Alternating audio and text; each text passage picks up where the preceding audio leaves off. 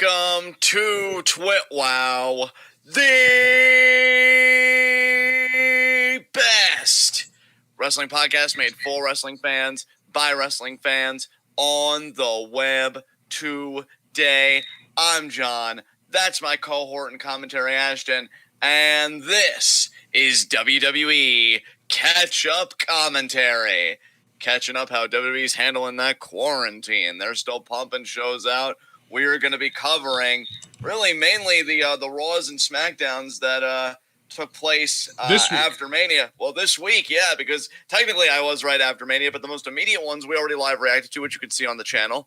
And we live react to NXT every week, so yeah, no need to cover that. And NXT UK, according to Ashley, we were talking about this earlier, both weeks were recaps. One recap was of both tournaments that they've had, United Kingdom Championship tournaments, and then I guess the other recap was just something else. I don't know if you told me, Ashton, if you did. No, yeah, the other recap was actually like British wrestling history. Like there was a match on this week's episode of NXT UK from like 1982. Oh, that's honestly kind of cool. That I can kind of vibe with. But yeah, it's going to be really straightforward. This week's Raw and SmackDown and 205. We did say 205. From last week, because this week's 205 was a clip show. Oh, wow. Okay. Yeah, it's going to be quick, baby. We're going to try and be out of here by midnight, I promise. Yeah, let's do it. And really, let me hold myself to that. I got to be economical with my words tonight. Let's do this shit. What are we talking about? Well, I figure we could just go in chronological order and start with last week's 205 Live, since, it's kind of the most separate from the rest of the sort of WWE content universe, considering the other two things we're going to be talking about here are going to be this week's Raw and SmackDown. And the only two things really that happened on last week's 205 Live were Tony Nese defeating Danny Burch with the basement knee in the corner, and then Oney Lorcan defeating Jack Gallagher because of a disqualification, because in between these matches, Gallagher got into the ring while Nese was still talking shit to the commentators, and Gallagher got pissed about Nese trying to steal his spotlight, so he went to the outside and got up in his face and said, "Leave, it's my match." And Nese left, but then like 3/4 of the way into the match, Nese came back to ringside, and he ended up grabbing a chair and using it on Gallagher, which allowed Lorcan to win the match. And then Lorcan tried to stop Nese. Nese attacked him, and Burch came back out for the save. That was 205 last week. All right, yeah, nothing really to say if it was just like matches and stuff like that.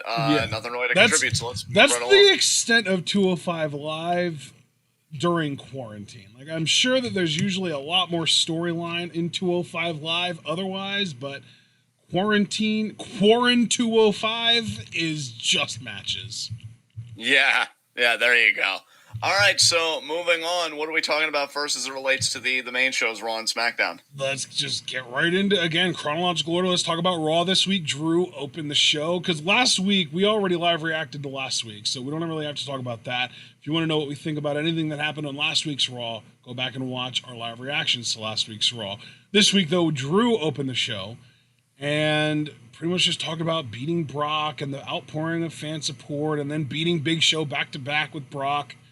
And then he was interrupted by Andrade and Zelina Vega. And Zelina called Andrade the real champion, the United States champion, and Drew talked about how he remembers Andrade costing him 6 months of his career in NXT, and I'm sure that also kind of stirs up memories of the fact that Andrade was the one that beat him for the NXT title, and Andrade gets his match. Main event of the show tonight, and by tonight I mean Monday night, which already passed, Andrade versus Drew McIntyre. No titles on the line, though. That's worth noting.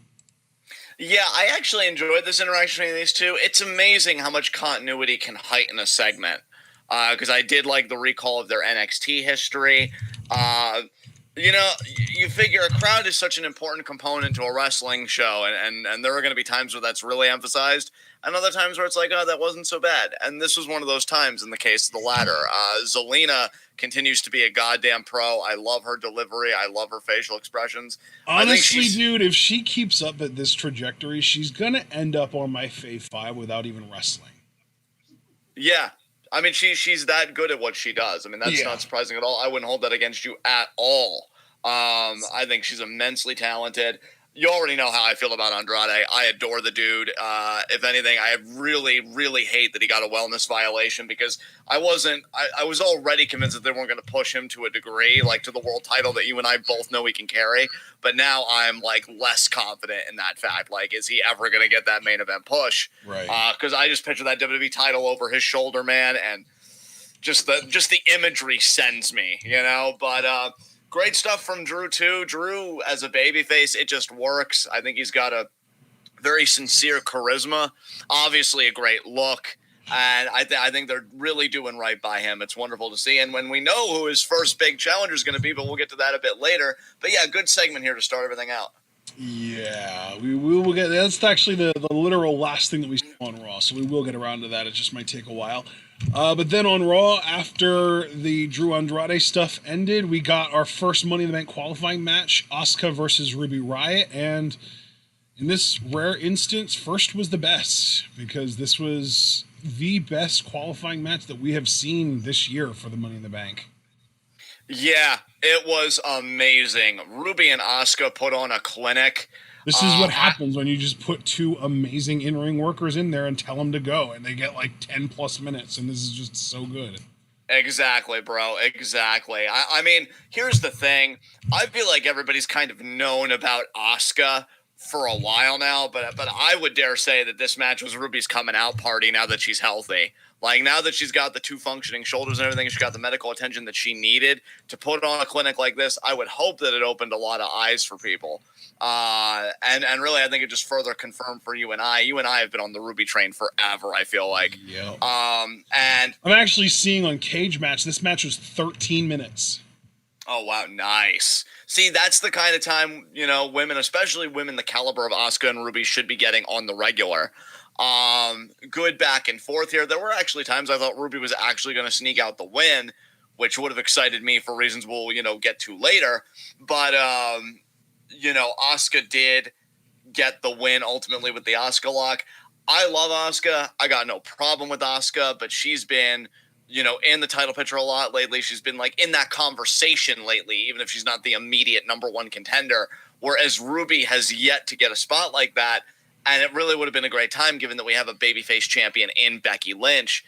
I'm disappointed they didn't pull the trigger. And again, that has nothing to do with Asuka. It's just more my love of Ruby and like, when is it going to be her time? What did you think about it, man? What did you think about the match, the result, everything? Walk us through it. Yeah, I think that you and I were on the same page as far as we both feel like Asuka's amazing, but she's been getting a lot to do and she doesn't necessarily need to be in Money in the Bank in order to be just this amazing performer week in and week out and just put smiles on people's faces and just be entertaining every single week.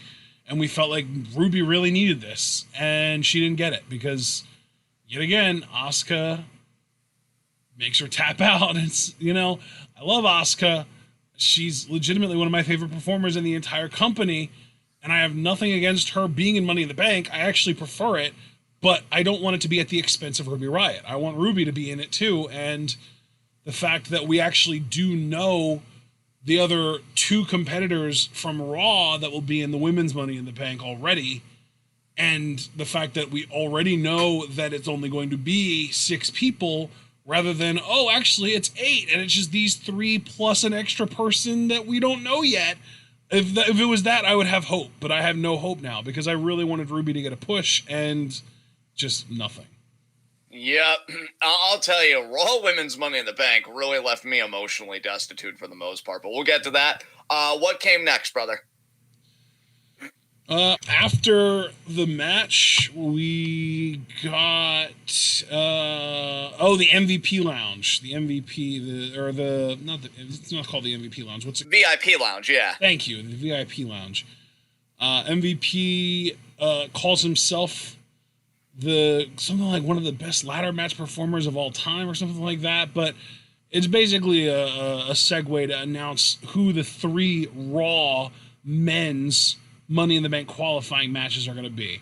And it's Rey Mysterio versus Murphy, Austin Theory versus Aleister Black, and Apollo Crews versus, you guessed it, MVP.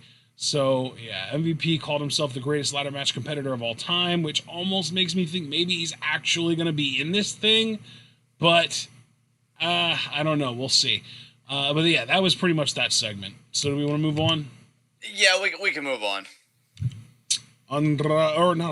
Alistair, God, wrong Zelina associate, right? Alistair Black versus Oni Lorcan. I don't really know what else to say, man. It was a match. Like, it's an Alistair Black match. What are you going to do? Again, though, it took him almost 10 minutes to beat Oni. And, like, I love Oni, but it's still Oni fucking... Like, Oni Lorcan only beat Jack fucking Gallagher by technicality. You know what I like? Yeah. And it was in 8 minutes. You really mean to tell me that Jack Gallagher is only 2 minutes less or 2 minutes worse than Alistair Black? Like, come on, man. Yeah, dude, it's kind of like I've been explaining to you, and you gave me, an excellent rationale about, well, John, that the matches are going on longer because according to this is one of those weird instances where real life circumstances are ruining kayfabe, Yeah, and that's where I was even going to say, like, it doesn't happen often, but I really do think this is a case where both you and I are right, because I can concede that ground to you 100% that this is padding out content, but just your reaction kind of tells me that you see where I'm coming from, that I'm annoyed that, like, people that shouldn't be looking competitive against Alistair Black are looking competitive against Alistair Black. Yeah. It totally takes me out of it, dude. And especially because, look, anybody that's been keeping up with this channel, even relatively recently, you don't have to be a long-time fan, new fans and old fans, love you all. You guys know how much I adore Alistair. I have said explicitly on this show, he is a license to print money. You just got to turn the fucking printer on. Which is why I'm hoping not only does he beat Austin Theory next week, which I'm pretty confident in, but that he wins the whole damn thing. I think him with that briefcase. Do I think he needs the briefcase necessarily? No. But if he has it, fuck, I'd love to see him deck it out with his own, satanic kind of aesthetic, if you will, and just kind of giving shit to everybody. But him being in competition with the likes of Apollo Crews and Oni, I'm sorry, like, it totally tarnishes his mystique to me. Yeah. Because I could understand the gauntlet with the club because, they were cheap shouters and that. I could even understand Rowan because he was like a monster character. And I say was because he was unfortunately part of the releases. God, how fucking weird is that? I always thought he'd be like their generation's Kane, like just that steady hand for years and years to be a big guy and be that monster. Man. Yeah, man. It's crazy. To me, he was probably the craziest release because, like, Anderson and Gallows, I don't know. It just felt like they never fully assimilated into the WWE. They always just felt like, their music hits and my eyes roll because it's just like, oh, these guys, they're fucking about to, do 30% of a good match that they could have in New Japan. You know what I mean? Like, it's one of those things where they just never really felt like WWE guys. They always felt like they were there temporarily. So I guess it just didn't hit me as hard. Although I'm sure it's like devastating to a lot of people, including AJ himself. But like Rowan was just like, talk about a fall from grace, man. Like this dude went from having one of the hottest angles on Raw and like one of the big like mystery box angles that we talked about. And then like the mystique of that whole situation just went away over the course of like 2 or 3 weeks, and then he got released. Like, wow, Rowan, man, got done so dirty.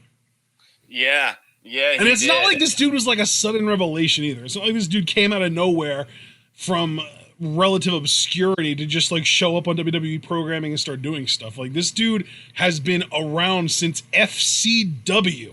That's how long, like that's a decade, straight up. FCW's been around for a decade. That's how long Eric Rowan's been around. This dude has been in the system for a decade. And he was in the Wyatt family, and then he was one of the Bludgeon Brothers. They were tag team champions everywhere they went. And then he almost killed Roman Reigns multiple times. That turned out to be him. And like, here we are, like literally just a few months after that exact angle, and he's gone. What? Yeah, dude, it's wild. It's a wild time right now. And I think you had a very interesting line of thought when you said kind of reality infringing upon kayfabe and kind of diminishing it.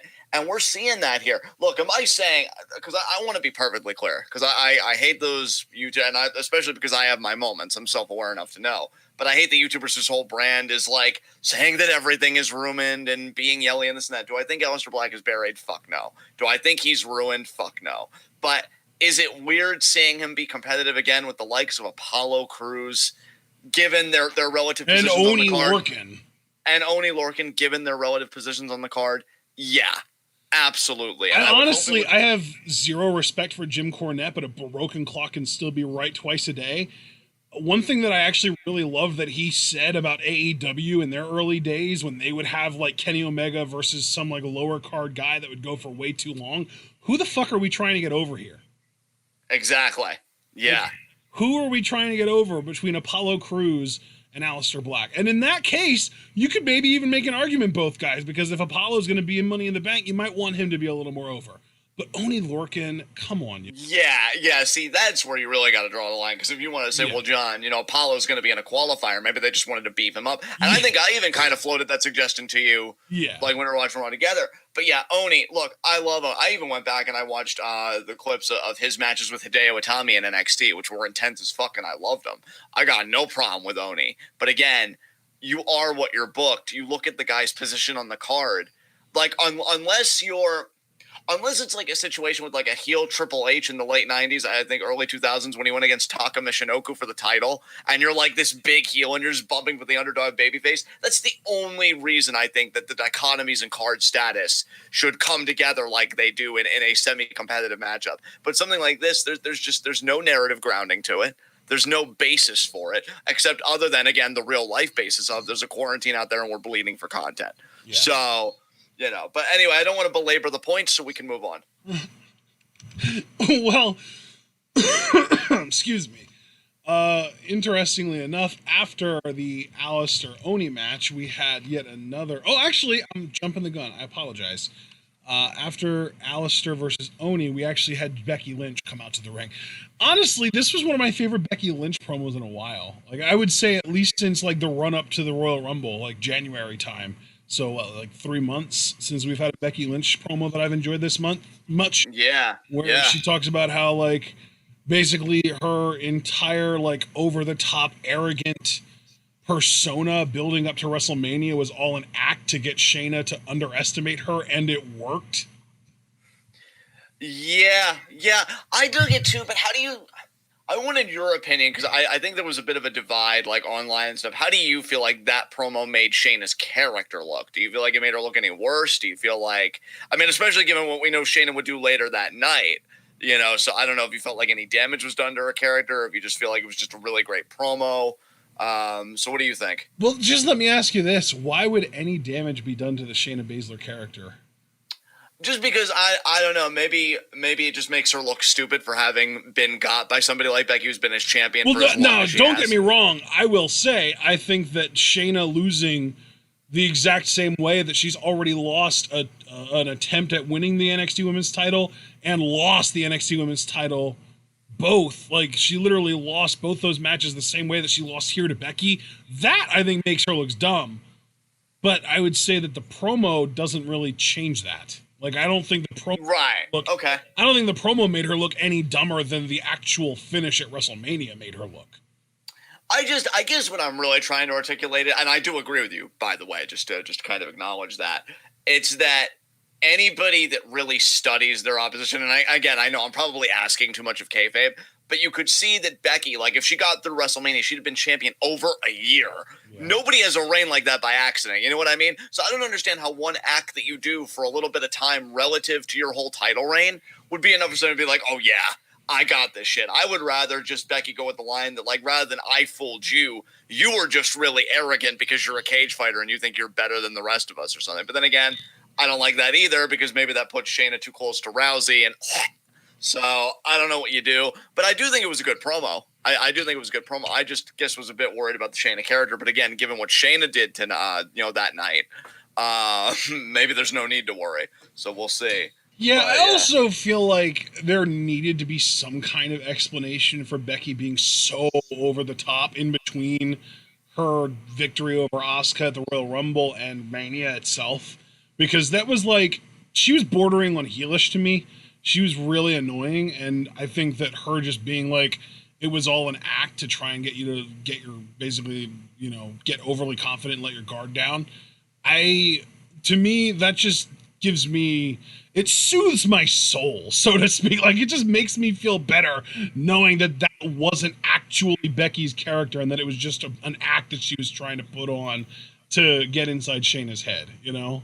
Yeah, I hear you, man. For sure. Yeah, that's just how I feel, because I want to like Becky Lynch, but it was really hard during that whole run. Like, right, I see what you mean. She was really, really obnoxious to me during that run. But anyway, let's move on, because up next was Shayna. So you say later on that night, but it was literally up next. They asked her backstage what she thought about Ronda's comments on social media, and she ignored it and just walked away into her match with Sarah Logan, which was pretty fucking short, because Shayna did the arm stomp that she did to Dakota Kai back in NXT, and they sold it like she fucking broke Sarah's arm. And initially they called the match and said that Sarah Logan won, but then they corrected it and said, oh wait, no, actually it was Shayna's victory. The ref called it ref decision. Shayna wins. Yeah, I like the vicious streak. I really like, too, by the way, that she didn't even, like, address the questions about Rousey, because I wouldn't. Even if I wasn't a badass character like Shayna Baszler, it's my freaking match. Like, I'm the one in the match. I'm the one doing stuff. Rousey isn't even here. Why are you concerned about her? And I know you're asking me because I'm friends with her, but, like, screw off. Like, I'm in a headspace to go to a ladder match, so I really like that she just blew it off. I honestly loved everything that Shayna did here. Now we have greater context to Ashton for why the finish was the way it was, because that was their way of writing Sarah Logan, well, really out of a job, not just off TV, because she was part of the releases, unfortunately. But this was, I think this is a good rebound for the Shayna character. Like, I don't know if she'll win the ladder match. We are still, of course, doing preview and predictions, so I'm just going to keep all that tight-lipped. But if she would, like a Shayna Baszler that just doesn't give any fucks, that really is more like an Aleister Black than Aleister Black lately, and just finishes people quickly. Yeah. That's a Shayna I can vibe with. And like, I think that kind of Shayna, let me just paint a hypothetical picture again, pure conjecture. She wins the ladder match.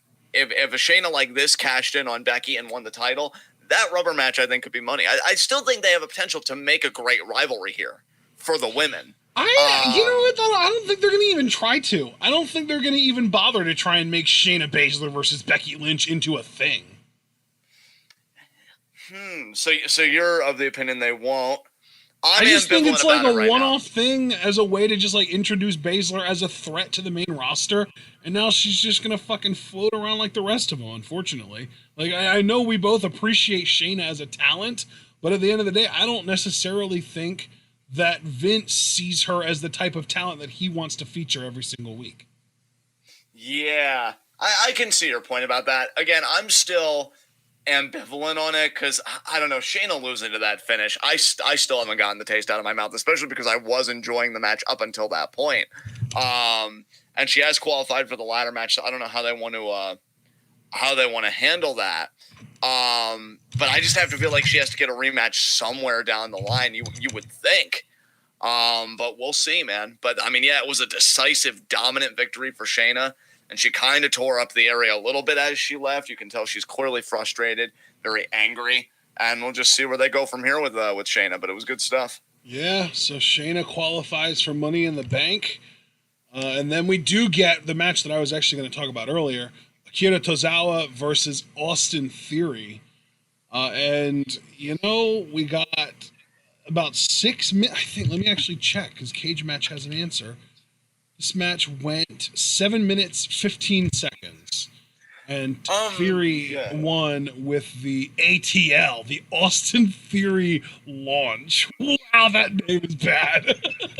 Yeah, honestly, the best part of this match, and obviously you guys wouldn't be privy to this. This was like, I guess, what I get for my premium subscription to this face right here.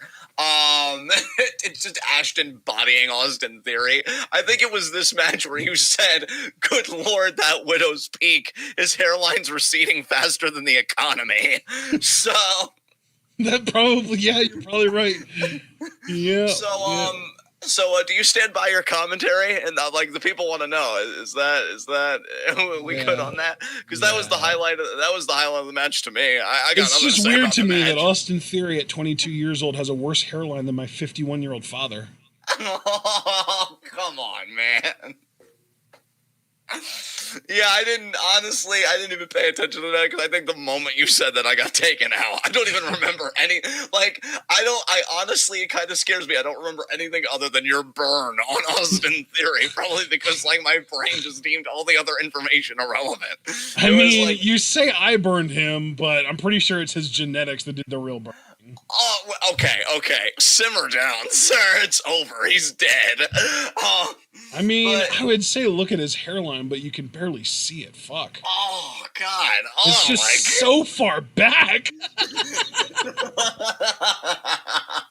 I was keeping it together until you laughed about it because you're so proud of it.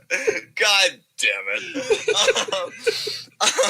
Jesus Christ. Dude, the funniest thing here, and this is what I wanted to bring up because of the Oni Lurkin thing, because Oni Lurkin should have gotten just bodied by Aleister Black.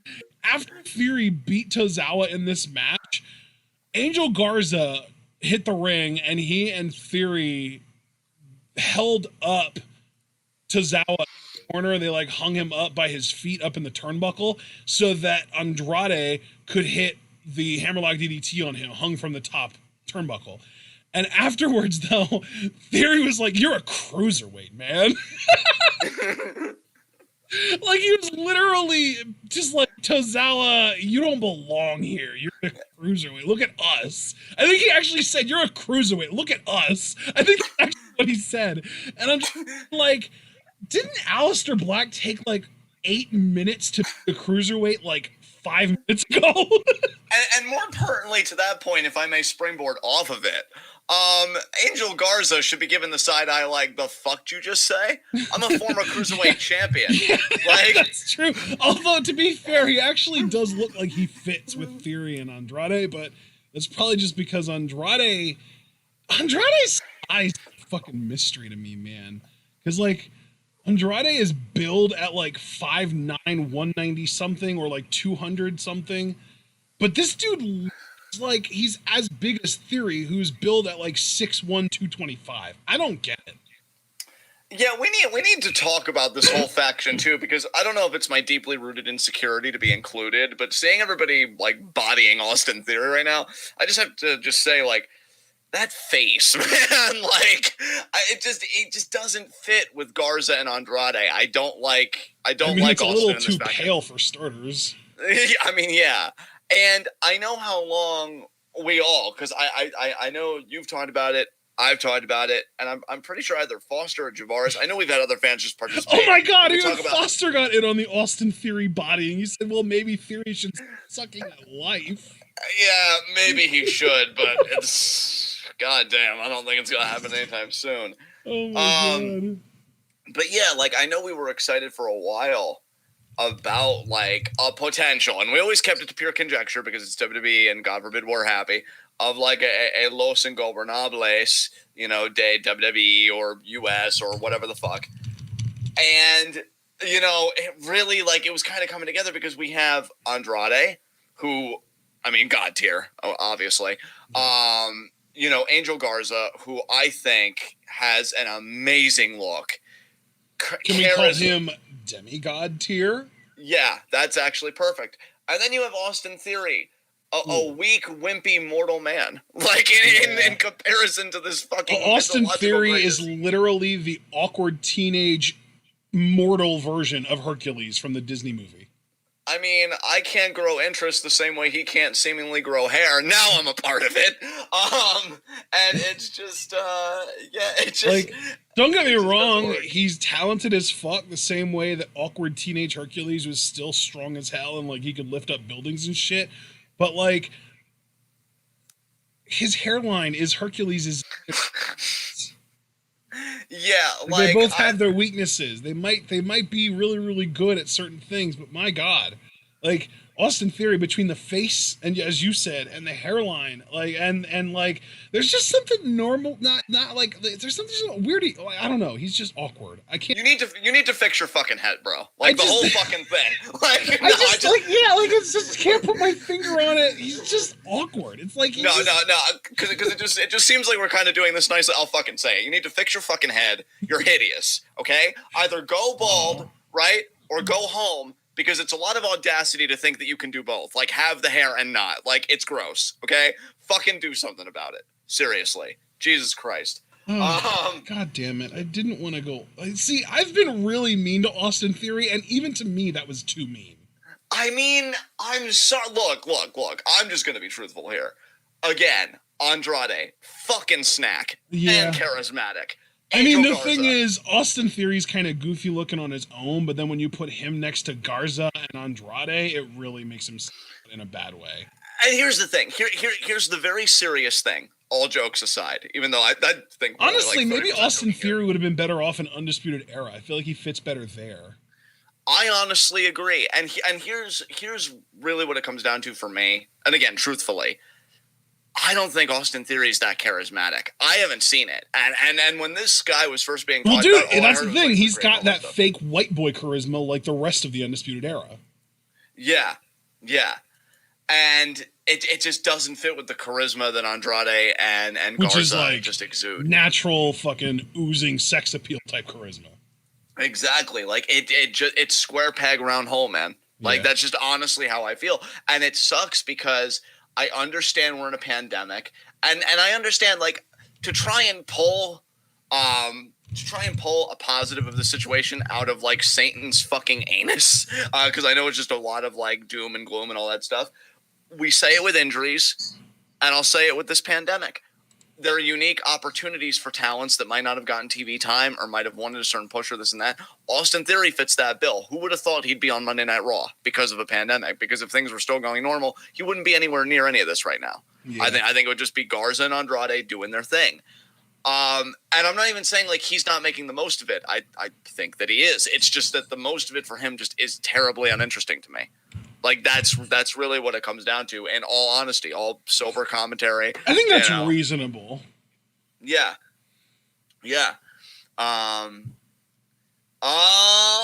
Mark, you son of a bitch. Yeah. So that's really how I feel. I'm sorry, Foster. In lieu of what? Yeah, that's kind of what I was thinking too. Oh, you didn't get the joke? Oh. He's literally saying LIEU is Los Ingobernables del Estados Unidos. Oh, my hopelessly monolingual ass gets struck down again. Now I understand. Yeah, it's basically Los Ingobernables of the United States. But yeah, it just, again, and it's nothing against Theory personally, again, all roasting aside, it's just, I don't like it. I honestly wish, truthfully, if we were going to do quick call-ups, why not just do Jorge Bali with these two guys? Because we know, dude, we know what he looks like. Tell me he wouldn't be perfect with those two. He would be the fucking leader! Yeah. Like, he would be cutting, like, maybe that's why they didn't do it, though, because he doesn't need a mouthpiece. He doesn't need a Zelina. He can cut his own promos. Yeah, god damn it. Garza and Andrade are amazing at everything but talking.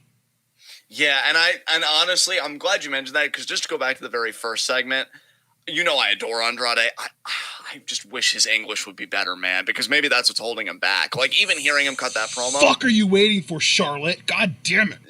Yeah, do something useful. If you're not going to you're definitely, if Andrade can't even dick, you might as well give him fucking English lessons or something. Because, like, hearing him speak to Drew, like, I understood him, but I'm not going to front anybody. I really had to, like, lean in, like, really focus to understand him.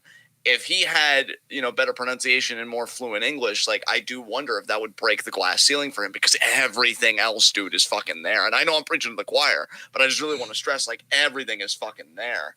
God damn, man. God damn. But yeah, that's all I want to say about this. If there's anything else you want to add, you can, but I'm good to move on. No, let's move on. Up next, we had a backstage interview with Rey Mysterio. He basically just said he's going to win Money in the Bank, and then we got Rollins cutting a promo talking about how he wants to know that he's still here for us. And then we got Angel Garza again versus Tahuni Miles, who we've grown familiar with because he went to your high school. And what did we figure out that you were a freshman when he was a senior? Yeah, that seems to be how it all worked out. Yeah. You were a freshman in 08? Because he graduated in 08. Or did you start your freshman year in 07? I graduated in 2011. So So you started your senior year in 2010, 987. So yeah, you did start your freshman year in '07. That makes sense. So yeah, that's exactly what it is. You were a freshman when he was a senior. That makes a lot of sense. And then he went to the University of Maryland and played running back for them, although I don't think he actually recorded any stats for them because I looked and couldn't find him at all. But still, really cool that a collegiate athlete, I think he actually also served in the military, would be able to kind of make it in WWE, and now he's getting some TV time. It's good to see. He's putting on decent matches with names like Angel Garza, who's fucking great. And Garza won this with the wing clip. yeah, quick, easy matchup. Garza gets the win and looking handsome while doing it. And I'm ready to move on. Well, after this, we got the old rope hung or turnbuckle hung, I should say, DDT from Andrade. You know, the hammerlock DDT with Tahuti Miles hung from the top turnbuckle. And then I think after that was a backstage again. We got Asuka, you know, all happy about winning her qualifying match, and Kairi talking about how she's going to beat Nia Jax. Oof, that didn't age well.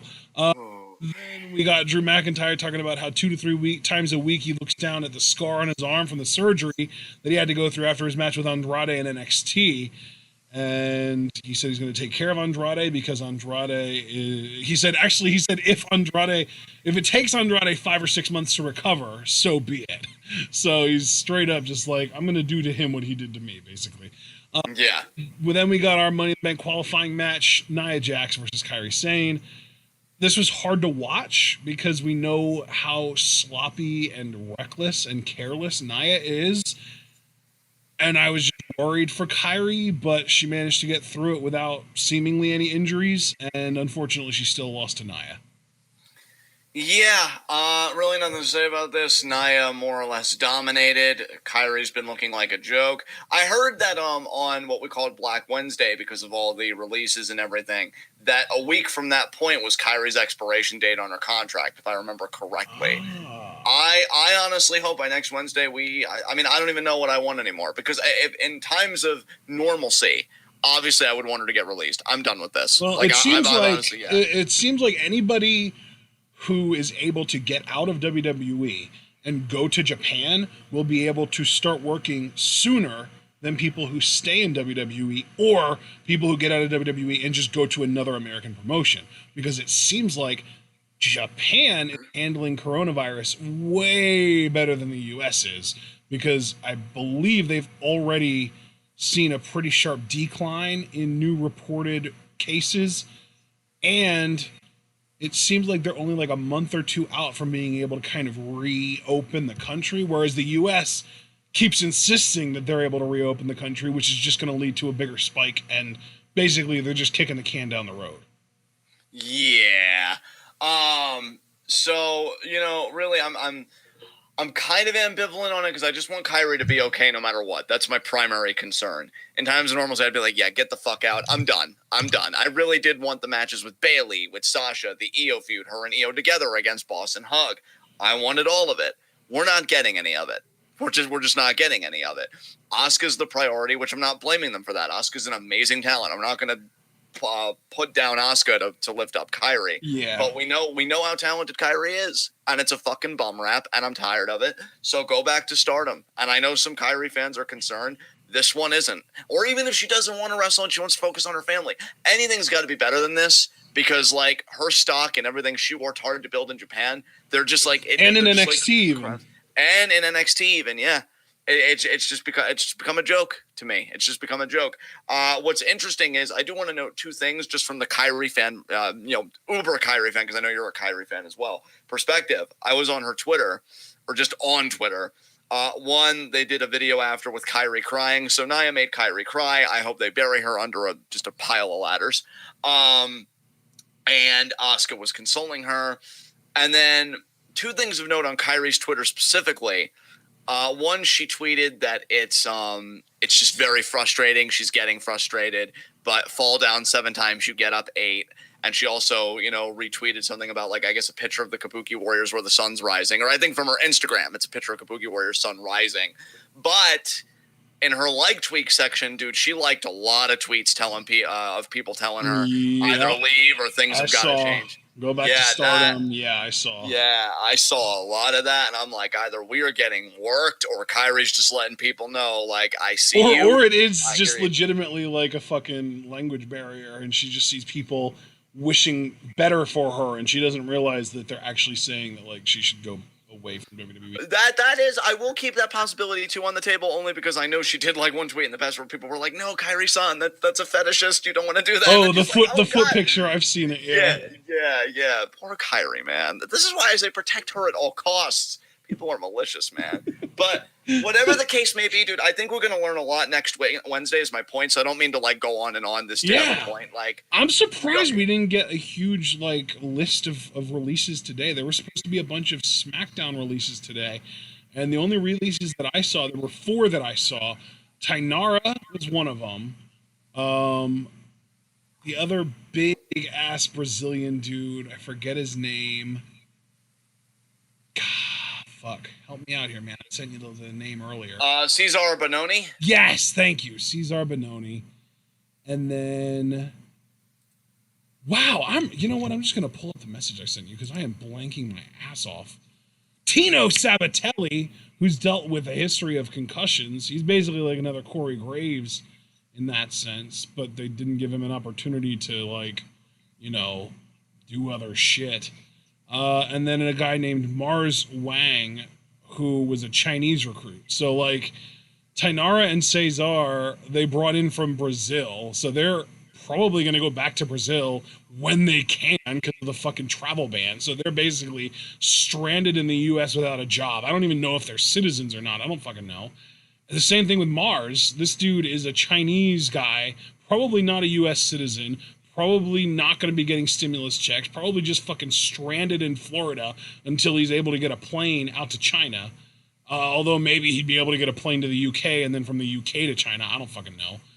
And then Tino, who is basically being let go because he can't wrestle anymore, but he can't wrestle anymore because your bullshit ass, like, regimen and your agenda, or not agenda, and your calendar, you know, the schedule that you put these people on led to him getting multiple concussions. So, like, fuck the WWE times 4, even though I'm not even that much of a fan of anyone that was released. Like, I don't really prefer watching any of them on my TV, but as human beings, fuck you, WWE, for releasing all 4 of them. Yeah, it's a horrible time. I even told a friend, the last time WWE looked this bad to me was just the handling of the Benoit tragedy and everything, and just all those sort of, like, this is bad. Between them bribing an official to be declared an essential business, which I do believe it was a bribe. That's just dude. Honestly, that doesn't even bother me at all. Like, I feel like maybe it's just because I've grown so numb to capitalism at its finest, but that to me is more survival than scumbaggery. The releases are the real scumbaggery to me. Yeah. Oh, yeah. And see, I just kind of lump it all together as just like, yeah, it's just a shit. Well, because to me, like, you always talk about that guy who said about, like, the moral good was whatever does the best for the shareholders. Who was that guy? Oh, Milton Friedman, the economist. Yeah. Well, to me, fuck the shareholders. I think that the bribe was also what's best for the workers. You know what I mean? Yeah. Yeah. I genuinely feel like if the workers were in control of the WWE, and they had a decision to make, they would have done the exact same thing because it meant saving their jobs. You know what I mean? Yeah. But they wouldn't have fucking released all those people afterwards. Like, that's the real scumbaggery as far as I'm concerned. Oh my God, absolutely. And like you pointed out to me, look, I'm not going to be sending Vince any Christmas cards anytime soon, but USA Network itself also has accountability in this. I mean, come on, isn't anybody thinking about the fucking human beings here that should be home quarantining with their fucking families? Like, just the whole thing is repugnant to me. And I don't want to, I'm going to be the meme. I'm not going to get all political, except I'm not going to be 3 drinks later, goddammit. So let's move on. What's next? All right, let's get into... Oh, fuck. Never mind. I don't want to get into this. Let's just briefly scrape over the fact that Charlotte Flair cut a promo. Yeah, please. I don't care. Okay. I'm not even going to, like, she basically just said that she was the queen and that she didn't want to just beat Becky Lynch or Bayley again, so she beat the next big thing, which means that she is the big thing. And yeah, she says next on the list is Io Shirai. It's looking like Charlotte versus Io is actually going to happen on Money in the Bank, because Charlotte was on the poster for Money in the Bank. So here's to hoping, right? Didn't I even kind of speculate that to you, that it could happen in Money in the Bank? So probably, yeah, you probably did. Again, that's pretty cool. I wish there was a crowd to see how amazing Io is. It's like all the good things that WWE are kind of doing and interesting things. It's like there's no crowd to either appreciate or shit on by it. The lack of a crowd, yeah. Yeah, it's like, oh man, now that people aren't involved, we could do anything we want. It's almost like the audience was the worst part of the product, which debatable. So I don't know. But yeah, we'll see how it goes. But what came after this? To me, the one thing that the audience added to the product that was the worst thing about the product was what chance. Yeah. Like, we haven't heard. Yeah. The audience added more to the product than they took away. But anyway, next we had Bobby Lashley versus the again now released No Way Jose. And you know what makes this even more awkward is that Lashley and Lana are both still with the company, but Rusev was also released. So, like, what the fuck, man? Oh, yeah, that makes this storyline very interesting. They got what they wanted. Rusev's no longer in the company. And they did say at one point in kayfabe, like, oh, arrest him, keep him away from us. Well, now you're not going to have to worry. It's not, Fuck. But anyway, Lashley pretty much just obliterated No Way Jose. And it's funny. Well, it's not funny. Funny's not the word that I should be using here. But it is coincidental, or not even coincidental. It is, I don't know what word to use. Fuck. It's a strange, I don't know. Sarah Logan and No Way Jose both effectively got written off TV before getting released. Yeah. Because Sarah got her arm stomped, No Way got absolutely obliterated by Lashley here. Yeah, honestly, man, see, again. And by the way, guys, you can go on our Twitch channel and see us talk in depth about all these releases. Yeah, you know what I think I'm going to do? Because I wasn't planning on uploading that to the channel, but I'll tell you what I am going to do. I am going to upload it to the channel as an unlisted video so that you can only see it. You can only, it's only viewable if you have the link to it. But then I'm going to put the link to it in the description of this video with the sort of warning, what's it called? Fuck it. The warning. I'm just going to say warning. Disclaimer? Thank you. The disclaimer. Why am I so fucking bad at words tonight? The disclaimer to everyone that it is a highly, highly political video. And that's why I wasn't planning on uploading it in the first place. It's a very political video. We talk about politics way more than we talk about wrestling. But all the politics that we talk about find their way back to actually being about the releases. And it's like a symptom versus disease kind of thing. Cause versus effect. The source of the problem versus the problem being caused. And a lot of the political discussion is us talking more about the source of the problem leading to the WWE doing these releases and all that stuff. So, forewarning, disclaimer, the video from Twitch that's in the description, it will be in the description after this is all said and done, is probably about 70% political talk and maybe only 30% actual wrestling talk. But I'm going to put it there in case people want to hear what we had to say about the releases, because it is topical as far as this video goes, because we are talking about the last 2 weeks basically in WWE, and you can't talk about the last 2 weeks in WWE, and especially this episode of Raw where all these people were losing on their way out of the fucking company without talking about these releases. Yeah. So that sounds like a great plan to me, man, because I'm very proud of that stream. I had a lot of fun, kind of being in that discussion with Ashton despite the somber content. And yeah, Lashley running through No Way Jose here. Although it does seem like they're kind of teasing potentially a breakup between Lana and Lashley. Yeah, because he told her to shut up here. Yeah, which, that's great. I mean, it took you this long. But, man, it's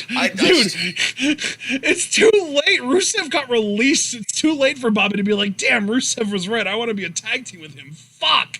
Yeah, you ruined everything, Bobbert. But yeah, I can't get over that you called Bobby Fish that on Wednesday. Honestly, dude, I knew a dude named Robert when I was in college, and people actually called him that. So that wasn't like an Ashton original thing. That's just a nickname that I've actually seen other people use for someone named Robert before.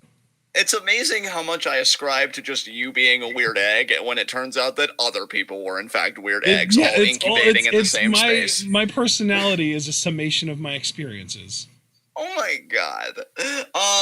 But yeah, I actually, real talk, I feel kind of bad for Lashley here. Like, I think he came back to the company just to wrestle Brock Lesnar, and I just don't think that's ever going to happen. I think he came back, like, thinking, like, it's one of those things where I think Lashley was willing to come back to the WWE under the assumption that he would eventually get to wrestle Lesnar. But I don't think Vince ever actually had that in mind. Yeah. Like, I think Lashley was like, oh man, I went out and I made myself into a bigger star. I got into some legit MMA fights and I beat some ass. I'm going to be able to fight Brock, aren't I? And Vince is just like, totally, Robert, totally. Oh, man. So what came after this, bud? After this, backstage, Seth Rollins said that he was going to stomp out any doubt tonight. And then we got the Viking Raiders versus Cedric Alexander and Ricochet. Which, did those guys arrive at a conclusion on what their tag team name was going to be yet? Bro, I have no idea, honestly. I'm guessing not. I mean, whether they did or not, they obviously didn't get it past WWE because they're still just Cedric Alexander and Ricochet as far as the official WWE listing goes. So yeah. But yeah, this was a pretty long match, actually. It went, let's see here, 13 minutes and 20 seconds. It was actually the longest match on this show. So yeah, it was a long one, and the Viking Raiders won. Yeah, I mean, Viking Raiders, the more established tag team. I do like Cedric and Ricochet, but they seem absolutely directionless right now, which is all the more heartbreaking when they actually were bright spots in the United States Championship scene when AJ was champion. And, Ricochet did a little while back get that title shot, which, let's just call it what it is. It was a glorified squash match against Brock Lesnar at Super Showdown. So, yeah, I don't know what these two guys are going to do next. Have to wonder if maybe one day they'll be released. But, yeah. I was even speculating on Wednesday, like, the fact that Sarah Logan got released. I'm definitely surprised that the Viking Raiders aren't already released, but it also wouldn't surprise me if they were released at some point in the very near future, because Sarah Logan, her real name is, I believe, wait, I want to look this up just to make sure. I'm trying to make sure it's real, her first name. Yeah, her first name is legitimately Sarah, but her real name is Sarah Rowe because she's married to Eric Rowe, who is, or Raymond Rowe, who is Eric in the Viking Raiders. So yeah, I got the names mixed up, but yeah, Sarah Logan is married to Eric. Their real last name they share because they're married is Rowe. Ray Rowe, Sarah Rowe, they're fucking married. They're a married couple, and now Vince literally split them up by releasing one of them and not the other. So you've got to imagine Eric or Ray Rowe or whatever you want to call him is pretty unhappy about the fact that his wife just got released. Yeah, that can't feel good. I mean, to be fair, same thing can be said about Lana and Rusev. Yeah, definitely. Especially because I was kind of, I don't want to say commending, but it seemed like WWE had kind of changed their policy in recent years, because if you notice, like, wife and husband were usually on the same brand. So I thought, well, maybe WWE is actually respecting the integrity and, sanctity of relationships. Fucking whelp. So, yeah, that was that. I got nothing else to say about this if you want to move on. I mean, another example, I don't think they're married, but another example of a couple that got split up by the release is Zack Ryder and Chelsea Green. Zack Ryder got released, Chelsea Green's in NXT. How long is that going to last? Yeah, that's true. Which, God, what a shame for Chelsea, man. Yeah. God, because I was really starting to warm up to her thanks to the brilliance of Lucha Underground, which, God, dude, even if they were continuing, I feel like this probably would have been too much for them, too. This pandemic's just like a fucking tidal wave taking everything. but that they just really presented her as reclusa, and it was amazing. And I definitely think Chelsea again is more of a character performer. She hasn't really clicked with me yet in NXT because I feel like she's just like a female competitor, but like with a male valet, which is cool. Like we've wanted that for a while, but I want her to like have another character, and she may not even get the chance to. Like just so much about this sucks right now. But yeah, what came after this? After the Viking Raiders defeated Cedric Alexander and Ricochet, we got the Street Profits backstage with Charlie Caruso. Montez talking about how they didn't come alone, introduces his wife, Bianca Belair. Charlie welcomes Bianca and then asks the Street Profits what they think about the Viking Raiders and what they did to Cedric Alexander and Ricochet. And the Street Profits start making jokes, and Bianca looks annoyed. And she reminds them that they've never beaten the Viking Raiders and always get their butts kicked, and tells them to get serious and go get the smoke. And that's, I guess, it. I mean, yeah, harmless enough. I prefer Bianca as a competitor. I want her to be tearing it up with the women in this division. But I do like, though, that narrative point. Like, Viking Raiders aren't like any team you've faced yet. I mean, they're behemoths. I mean, they're a legitimate obstacle. You've got to get serious. You can't dance with who brung you on this one. You got to change tactics. So I do like that she put that out there. But yeah, we'll just see where it goes. I really got nothing more to say than that. Oh yeah, Mark makes a good point in chat. Deonna Purrazzo also getting released. That's another, kind of nail in the coffin of Chelsea Green, because they were like really, really close friends and tag team partners, at least on the Florida house show circuit. So I don't really know about how long Chelsea's going to last down in NXT, as much as we are both rooting for her. Yeah. We'll have to see, man. We'll have to see, but it just sucks, man, for Chelsea. Yeah, I feel bad for her. Shit. Anyway, main event of Raw: Drew McIntyre versus Andrade, and of course you've got Zelina Vega, Austin Theory, and Angel Garza in tow. What do you expect? Of course, Drew won. He's a fucking new champion. They're not going to have him just lose. Yeah. I mean, I'll be honest with you guys. I actually didn't see this match, but I did while Ash was talking, like during a prior segment. I watched on mute the just the highlighted portion on the YouTube channel, and it seemed like it had good psychology going. It seemed like Andrade was tagging the arm that he injured in their takeover matchup, yep. And I especially was fond of the finish where Andrade tried going for that DDT that injured Drew and that made Andrade win the NXT title. But Drew was able to fight out of it, Claymore 3 count. So it seemed like a solid matchup. Did you go back and watch this action, or did you watch this originally? Because I know you asked my thoughts on it. I don't know if that's because you missed it. I think I actually did the same thing as you. I just saw the highlights of it. So, yeah, I mean, no doubt it was probably a solid effort from these guys, but Drew wins. He's the champ. He's going to be winning for a long time. I'm already taking a deep seat on that. But I think unlike other top guys, so far I'm not sick of it yet. So we'll see how long that lasts. And yeah, we will see how long that lasts, because immediately after Drew wins, Seth Rollins gets into the ring, super kicks him, and then ends up doing 2 double stomps on him. How do you feel about Seth being the first big challenger for Drew here? I said double stomps. Obviously, they weren't double stomps. They were Seth Rollins' blackout curb stomps. I'm just having a hard time enunciating and speaking English tonight for some reason. But yeah. Seth being Drew's first big challenger makes perfect sense. I think this is something that we kind of all expected, honestly, isn't it? Yeah, it's what we all expected. I just wish that they would have made a better path, because, I mean, Seth did just lose clean at WrestleMania. So, but then again, Kevin obviously being a babyface. I was going to say, is it sad that I don't even remember who Seth lost to? But yeah, Kevin Owens, you're right. Yeah. I wonder if Kevin's going to go after Andrade now. I don't know. Like, honestly, dude, why not just make a triple threat? I mean, I'm sure a triple threat is weird when you have 2 baby faces and 1 heel. Yeah. But especially when the baby face is a champion, like if it was a heel, like then maybe you wouldn't want to do a heel champion versus 2 baby faces, because that's just stacking the odds against the heel, which makes them feel more sympathetic. True, but I'm just thinking about WWE has done stuff like that in the past. Like I was actually, when I was just saying that, I was thinking about during JBL's title reign, Armageddon 2004. It was him versus Booker T, Undertaker, and Eddie Guerrero, who were all 3 babyfaces at the time. Oh, that? I forget. Was that Bischoff that was like trying to get the title off JBL? I forget how that went. No, that was just Teddy Long being like, "Oh, you screwed all 3 of these guys in their individual title reigns, so now you're going to face all 3 of them." And that was when Heidenreich was still a thing. That does make sense. Yeah, but that's I like that though, because it's like this idea that like the heel champion, I don't know, like that makes it feel more likely that you're going to get a comeuppance. but then I'm assuming it didn't actually happen because JBL didn't drop his title until WrestleMania to Cena. Yeah, and but I only bring that up because I kind of wish Kevin Owens could get in on this and we get like a triple threat match. But again, I don't know if that would work.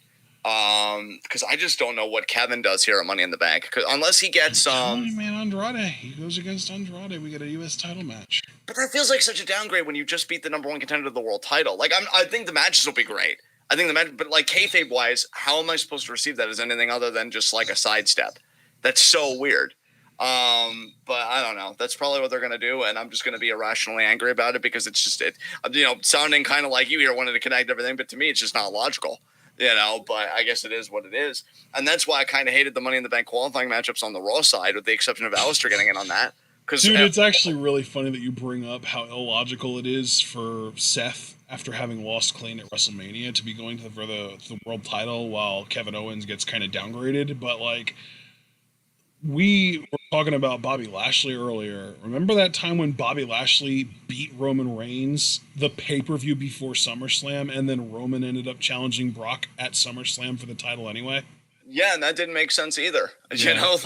And especially that's just very WWE. That's like their thing. Like they I don't know, man. It's just fucked is what it is. And that's why just to really get all my feelings out there, this is low key why I hate the Raw like side of Money in the Bank for the men's. I mean, again, with the exception of like Alistair getting in on that because he absolutely deserves to. Why the fuck? I'm sorry to all MVP fans. I used to be one when he could go and he wasn't talking about retiring and this and that. Why the fuck is he in that? Why aren't we doing Apollo Crews versus Kevin Owens and Kevin Owens beats Apollo? Like, I feel like him not even being in the conversation for the ladder match is a fucking joke when he just, again, I wonder if Kevin is like, I wonder if he's kind of pulling a Roman where he's opting out of these shows. Maybe. God damn it, you're right. Because I can't believe in all my ranting, I didn't even think, oh, wait, John, we're in the middle of a pandemic. Because he has kids, too. Fucking Corona's ruining KO's push. Are you fucking serious? Because, yeah, this just doesn't make any sense. Like, again, I think Drew and Seth will have a great series of matches. I'm confident in both guys. It just sucks. And Mark is pointing out Murphy versus Ray, and Ray we know is a father. Maybe Kevin has a condition where he's immunocompromised. I don't know. Or maybe Kevin just has a different opinion than Ray, and he's like, I don't feel safe. I want to be with my family right now. Does Ray have kids, though, or does he have teenagers? Like... That is true. I don't think Ray has any like children, like babies, like Kevin. Nah. Yeah, because Kevin's children are still very young. That is a fair point. Yeah. Fucking Corona's ruining Kevin Owens' push, man. How long did we want Kevin Owens just to take the fucking stars out of the universe as a babyface? And he's this close. I'm really worried too that when he comes back, he'll be back as a heel. God damn it. Corona, greatest heel of all time. Enough said.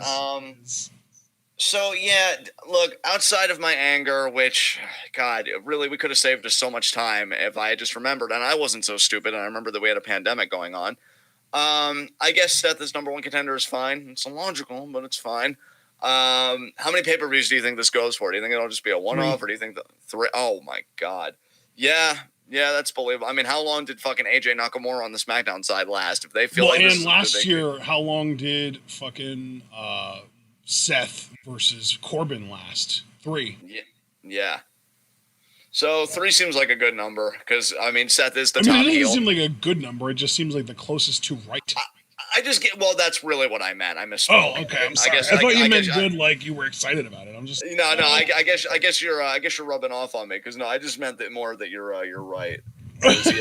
Yeah. But I'm just like, man, like I hope it's good because if it's good, 3 pay-per-views will feel right. But if it's anything close to as miserable as Seth Corbin was last year, we're going to want it to be over after 1, and then we're going to get 2 more after that are just going to be miserable. Yeah, they better, because this is what I always feel like WWE's problem is when you extend storylines like this, because, with Seth Corbin, I really didn't see any rhyme or reason for Corbin to, like, keep getting title matches. I know at that one, like, Super Showdown show, or I'll just say Saudi show in case I'm getting the title wrong. Who gives a fuck? It's a blood money show. It was like, the referee was the problem. But then I feel like in the match before that, Corbin was beat clean anyway. So, like, they need to write well why Seth would be getting rematches, because there's no fucking way. Like, Drew is only going to drop that title to a cash-in, if that. I could see Drew being such a dominant champion that whoever tries cashing in on him fails, truthfully. So I mean, yeah, dude, if the perception of Roman for Vince has changed, he might be looking to Drew as the next face of the company. Yeah. Which means, take a deep seat, folks. This title reign's going to last a while. And I don't even say that lamenting it. No, yeah, like I'm not even angry about it. Not yet, at least. No, not yet, at least. No, I'm right there with you. He's had it for a while, but right now I'm good. Oh yeah, right now I'm everything's fucking chill, bro. So I like Drew, man. Either you do the swerve, and Seth wins, which I just don't see. You know, although he is pretty clearly the hottest heel in the company right now. Oh, absolutely. Absolutely, there's no doubt about that. Maybe second to Corbin after tonight. Yeah, which we'll get to that. Or maybe that's just specifically in my household because of how she is with Elias. Oh, believe me, I heard all those reactions tonight. You have Drew retain after one show and you move on, which again doesn't seem logical given what they have here, top heel versus top face. I mean, you know, the crowd just can't decide, you know, who they really want in this. What crowd? Exactly. Or you just have to figure out how to write well for 3 pay-per-views. And that's the option it seems like we're going with. But WWE is just historically bad at it. Like, they totally took my... Dude, I know what you meant when you said that they're historically bad. You mean they're bad throughout history. But you could also say it as in, like, they're so fucking bad that they're, like... historically bad, that they're so bad that they're like not just bad as in like they're bad relative to recent shit, they're bad compared to the biggest possible, like they're one of the worst ever. You know? Yeah, well, and I think you could make that argument, because I mean I look at AJ Nakamura, which everybody was so hyped for. You know, I got so sick of the feud. I feel like they went on forever. And Seth Corbin, to your point, another rough one. Now you got 2 quality workers here in this one. If you make me, but then again, you could say the same about AJ Nakamura. If you make me not give a shit about this, that's not good for Drew's title reign. I want to like Drew. I want to like his title reign. If you're going to do 3 pay-per-views, you better fucking know how to write it. Seriously. So are we ready to move on to SmackDown? Let's get to SmackDown. Yeah, let's get through this, man. SmackDown opened with a moment of bliss, and it was Alexa and Nikki coming out to announce their guest, Braun Strowman, the Universal Champion. And... you know, I just didn't like this segment personally. I just, like, Alexa on the mic felt uncomfortable. Braun is always shaking on the mic, but depending on how the crowd reacts, it can get covered up really easily. I just wasn't into this, man. I'm sorry. I only really cared about the very end when Braun got his quote-unquote gift, and it turned out to be his old that was cool. Mask. Although, even then, like, I felt like his hands were shaking, like, a really uncomfortable amount. To prove that he was getting freaked out. I think Ashton's more saying that maybe he felt like Braun oversold the fear a bit, but I don't want to speak for you, Ashton. Exactly. Is that kind of what you're feeling? Yeah, like, I understand whether it was on purpose or it seemed like it had to be on purpose because nobody's fucking hands shake that much unless they're like, like there's like diseases that cause that shit. But like, it's like it was like the fucking Triple H that we talked about the other day with the Triple H like the face shake that he does when he's angry, where he clenches his teeth and shakes his face. But like that's like what I imagine Braun's hands doing there. It was like, what the fuck, dude? But yeah, the mask thing, the callback to the black sheep of the Wyatt family was really, really cool. That to me was hands down the highlight of this entire segment was the contribution that Bray Wyatt made to the segment, which wasn't even involved his presence. Like, he wasn't even there, but his contribution was still the best part about the segment. I'm actually excited for this feud because I'm pretty confident that these two are excited about working with each other. Yeah. Like, Braun has spoken so highly of Bray in the past, and I think when you're close friends with somebody and you're that enthused about making magic together, I'll give a mulligan on this one because, again, I do. For me, they stuck the landing again with the mask and everything. And, you know, I liked Braun's retort last week when he said, you know, I'm always ready to let you in. And then Bray taking him up on it. And Braun's like, wait, not like this, not so fast. I actually really liked what Braun said here. Like, the content of his promo I thought was really, really good because he talked about how, like, you know, Bray likes to play mind games and all that stuff, but I'm not here to play those games. And Bray, I just want to tell you one thing. If you come for me and not for this, the only thing that you're going to get is these hands. I was like, you know what? That works. I like that. Good job, Braun. Yeah, absolutely. I personally right now, I'm more looking forward to their showdown ever since Fiend put the mandible claw on Braun on that one episode of Raw where Seth was like wetting his attire. And I'm looking more forward to that than Seth versus Drew, honestly, right now. That shit, dude, that is still a fucking GIF. Like, the people on internet forums, wrestling forums, still fucking use that GIF as a meme. I just mean the actual visual of him backed into screaming terrified. Yeah, dude. Like, I feel like that's the appropriate response when somebody says Nia Jax is winning Money in the Bank. Yeah. God damn it. We have fun on TWitWoW. But yeah, I'm looking more forward to Braun versus Fiend than Drew versus Seth at the moment. Because Fiend's one of my favorite acts in the company. Still, after all this time, I can't tell you how good it feels to be like, yeah. They didn't, yeah. When did those vignettes start? Because didn't they start in like December? So it's only been like 4 months. Or no, that can't be because he was in fucking Hell in a Cell. I'm stupid. They started Slam, didn't they? I want to say yes. Let's just move on. You ready to move on? Yeah, let's move on. God, I want to move on, but I don't want to talk about this of all things. What was it? Sasha Banks lost to Tamina. Why is she putting over inferior people all the time? Dude, she puts over inferior people every time she loses because there's nobody that isn't inferior to her. I mean, you could at least go by degree. I want to just add, she's never faced Io Shirai. Yeah. And, like, I want my fucking Sasha Kairi matchup, because even if you would argue Sasha's inferior, like, it's not that wide a gap to me. Certainly not relative to fucking Tamina. Jesus Christ. Like... No, yeah. I'm a big Kairi fan. I adore Kairi, but I would still put Sasha a notch above her.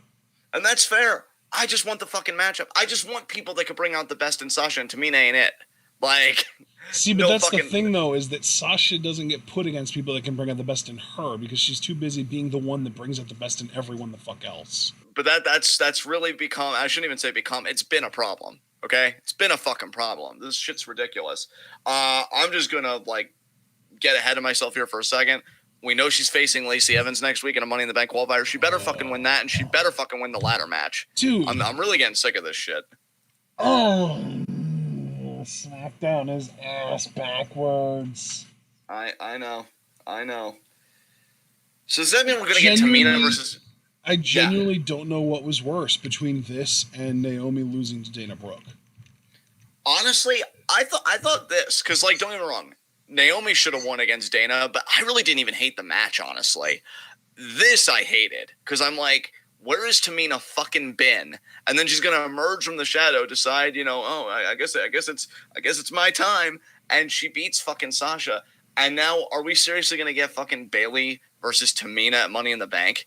Yes. Just unironically, yes. Just fucking get us. And then, honestly, I say, Sasha better win, which I do mean. I mean when I say my campaign this year, because Kairi got fucking torched, is Boss in the Bank 2020. But fucking Nia's in the match. So who the fuck knows?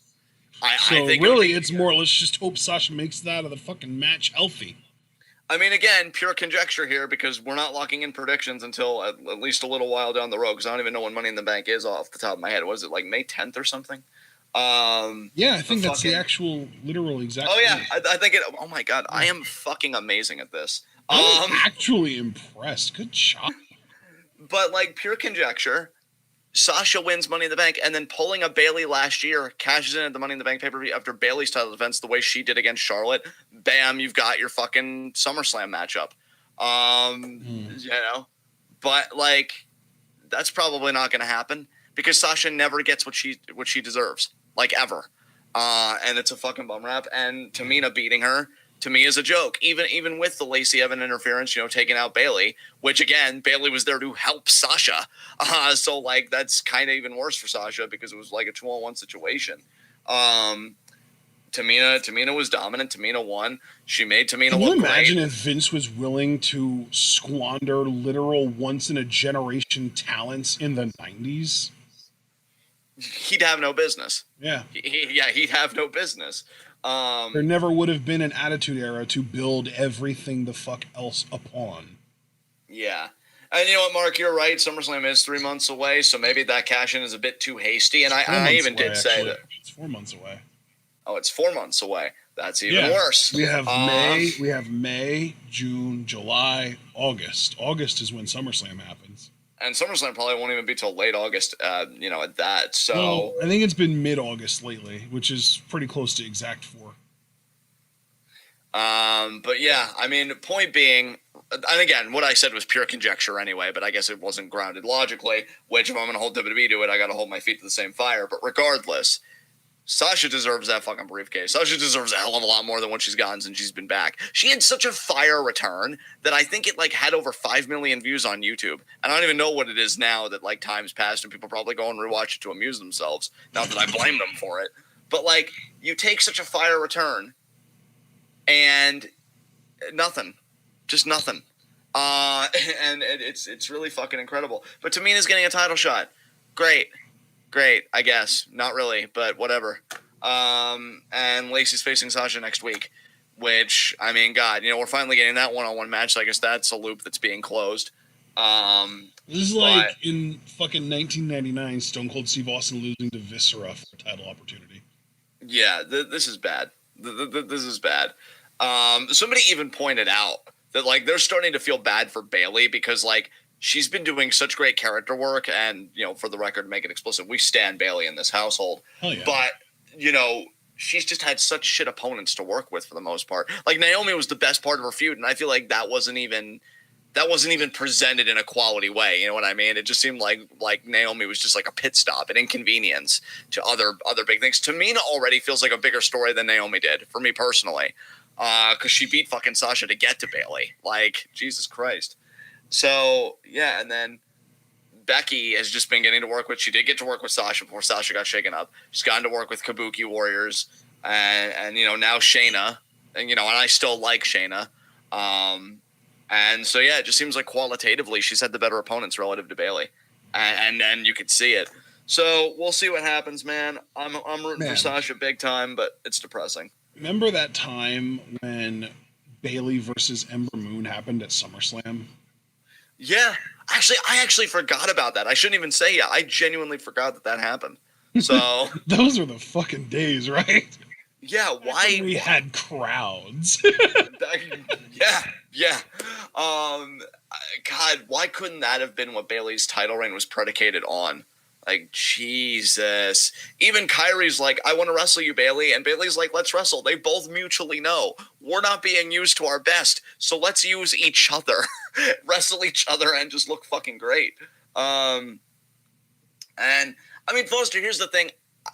Ultimately, I do tentatively agree with you. With WWE, I never know anymore because I feel like we should have gotten Bayley versus Sasha 5 times already.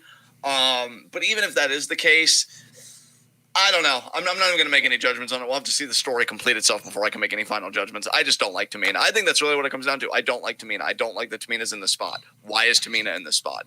Ugh. Wasn't there recently a Vice documentary about Jimmy Snuka's murder? Yeah, but I guess that didn't matter. All right. Well, what came after this?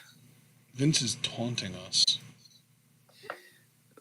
Because he just knows we're not going to stop watching.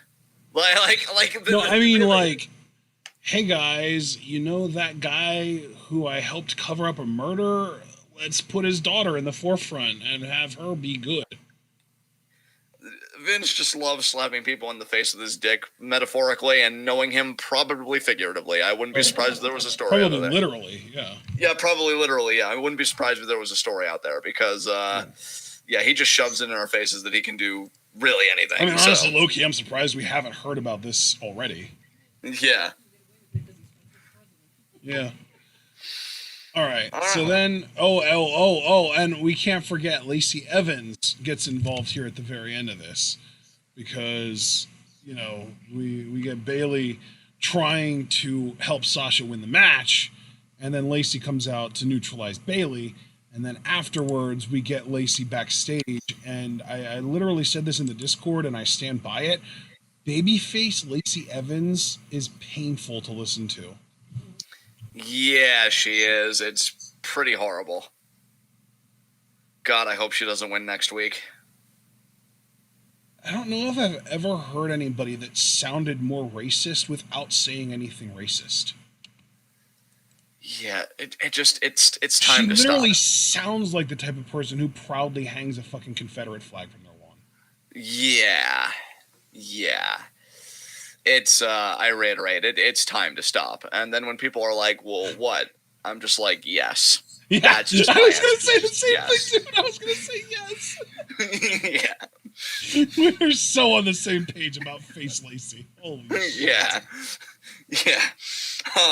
So, mercifully, for the love of God, what came after this? Oh, yeah, real mercifully, Sheamus is next. So, we done knew, but there is no God. Okay, so... Sheamus, but at the very least, he's facing Denzel Dejournette, who I do like, even though Sheamus fucking obliterated him, too. But yeah, I like Denzel Dejournette, man. I say that every time we see him, and it never, ever, ever, ever, ever gets substantiated, because we never see him for more than, like, 30 seconds. Yeah... Life just keeps hurting us, man. Just over and over. Just over and over. It's like, oh, you're enjoying this? Sucks to suck. But yeah, Sheamus wins. He picks a fight with Michael Cole, which it's been too long. We were just talking about how Heidenreich raped him that one time. I think Michael Cole has been, God, what's my least non-horrible way of saying this? Oh. I think Michael Cole has been feeling too safe for too long. And I think, God, he's going there. I think, I am a firm believer, contrary to, medicine, that trauma does build character. So I think Michael will come out of the other side of this thing a better person for the experience. So, what came after this? Well, he got angry at Michael Cole for talking about Jeff Hardy, so he says that he will not be disrespected. So I guess we're getting a Sheamus versus Jeff Hardy feud with Michael Cole as the sort of in-between purveyor of the feud itself. I mean, if I'm Sheamus... No, never mind. Oh, come on, you can't just start a thought with that tone and stop one. Okay, well, if I'm Sheamus, I'd be angry too. I'm like, Cole, he has a bigger rap sheet than I've had matches. Like, I'm the fucking priority here. Don't focus on that. Like, because here's the thing, Jeff, they're doing this whole like docu-series on Jeff, like, the comeback, and this feels eerily similar to when they were really pushing him in 2009, when it's like, oh, I distinctly remember him in a promo with MVP, because he was on the VIP lounge, saying, oh, this is my redemption because I have 2 strikes. If I get one more, I'll be released. And it really seemed like he had his shit together. And I want Jeff to get his shit together, but I'm just going to be honest, at the risk of going to very uncomfortable places, Jeff's really reminding me of my father. Like, yeah, you get better. Wow. But you're never going to get any better. I was just going to say, I don't really give a shit if he has his shit together or not. The dude can't move anymore. He's bumped his fucking neck and back into sawdust. And he just doesn't have anything left to give. Like, dude, it takes you 8 seconds to do a whisper in the wind. Are you fucking kidding me? Yeah, that's not a whisper. That's a fucking conversation, okay? And then, you're old, you're burned out, nobody cares. Go home and do your fucking weird paintings that probably sell for $5 a pop on Etsy. Nobody gives a fuck, okay? I don't blame Sheamus. I'm Team Sheamus on this one. That's how bad it's gotten. Fuck you, Jeffrey, that I'm supporting Sheamus in something. Fuck you. God, anyway. And honestly, low-key fuck SmackDown for trying to get people invested into 2 40-plus-year-old dudes fighting over fucking screen time. But at least Sheamus is in shape. Like, at least Sheamus looks good to go at 40. That's fair. Yeah, Sheamus is still performing at the same level that he was when he was in his 30s. Jeff, the exact opposite. Jeff's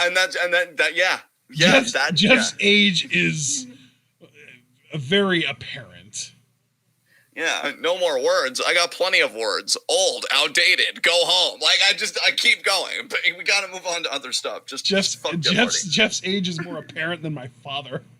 Oh, my... Yes.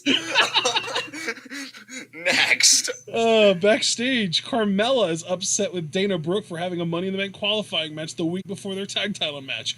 Brooke's just like, I can do both. And I'm just like, oh, you might be able to do both of those things, but you still can't act. Yeah, Carmella's so bitter. She's like, I won this ladder match. Why don't I get a qualifying match? Did you actually hear the rumor that Carmella was really pissy backstage on SmackDown last week because of the fact that she felt like she was being demoted because of the fact that she was getting a tag title opportunity? Oh, wow. I did not hear about that at all. Might have just been like garbage, like dirt sheet rumors, but it's something that I saw this week. Yeah, I mean... You know, she had her run, you know, and now this is what she's doing. If she sees it as a downgrade, well, you know, I don't know what to tell you. I mean, Kairi and Asuka made those fucking titles. Now we'll see how long it takes for Bliss Cross to unmake them. But, yeah, well, we'll see how it goes. Hopefully longer than it takes for them to make their applesauce. Anyway, let's move. Money in the Bank qualifying match. Naomi loses to Dana Brooke. What the fuck? I love that that's how you intro the match. Yeah, again, I don't even want to hate on the match. I did like, but see, again, the timing has to be a bit better, and I have to, you know, be honest. I like that Dana and Naomi tried to be creative. Like, for example, the first rear view attempt, trying to be countered by Dana into a victory roll. I think when you've got two people, and again, mainly Dana, because I really haven't seen like any flaws in Naomi's in-ring work for her type of style and everything. You know, if you do it at the right speed and everything, that's a really cool looking spot. But it did come off like a bit clunky. So, but I didn't hate on the match. I didn't think it was trash. I just feel like, again, the wrong person won. Like, why wouldn't you put fucking Naomi? Because we know that Naomi isn't going to win. I love Naomi. That's no disrespect. But, like, don't you want the match to be exciting, especially if your viewing audience is the home audience? Don't you want something to translate to the screen that's like, wow, I can't believe she did that? Especially when the first Money in the Bank ladder match Naomi was in, I thought she was the MVP of the match. Didn't we rave about her performance? Yeah. Wasn't it just last year? Well, yeah, because she was in the Bumblebee getup. And she had the fucking pom-pom, like, buns. And she had, like, the yellow and black on. And she did the fucking awesome split. And she did the power slide to avoid the ladder. And, yeah, she was a total badass in that match. She had more memorable moments in that one Money in the Bank ladder match than any other woman has had in any other Money in the Bank ladder match ever. Yeah. But let's go with Dana Brooke. I don't understand it, man. I don't understand it. Like if Naomi would have won, I would have been like, yeah, it was an okay match, certainly not horrible, and the right person won. But now I have to say, like, I don't think it was a horrible match, but the wrong person went over. Like, I do not understand how, when you have the fanfare that Naomi does, which, you know, I guess to WWE that doesn't matter because everybody has the same amount of fanfare right now at these empty arena shows. But you know what, though? No, because they still get sentiments online, and Naomi has gotten a significant boost in popularity since her return. Like when she returned at Rumble with the full fro and like the really awesome, like loud attire and the fucking neon and everything, like her look on her return was genuinely viral on Twitter. And like every single week since then that she's come out with these awesome, like over the top, amazing new looks have gotten so much attraction and so much traction in general from what I've seen, at least from social media circles. It's kind of mind blowing that they're not at least trying to take advantage of that. But then again, it's Vince, so why the fuck would he? Exactly. Yeah. It sucks, Vince, man. And taking advantage of people who get themselves over. God, name a less iconic. Like that never happens. Get in the same room, damn you! No, damn it. It's really the real iconic duo is Vince and squandering people who genuinely get themselves over. Yeah, really. Oh man, but yeah, we'll see how Dana does. Probably horribly. But yeah, I just feel bad for Naomi, man. She deserved a better opportunity than this, but we'll see how it goes. What came after this? You know what, dude? I wasn't a big fan of this segment, and I know you were, so I'm just going to kind of back off and let you handle it for the most part. Sonya Deville's promo. I thought it was great. I thought it was very honest. She spoke from a real place. She drew on their history, 5 years together from Tough Enough and everything else. Seemed really cool. I thought she spoke with conviction. And yeah, I just liked it, man. I like that she took it seriously. I'm sure some people probably thought that it was like overacted or maybe a bit hammy. I didn't think so.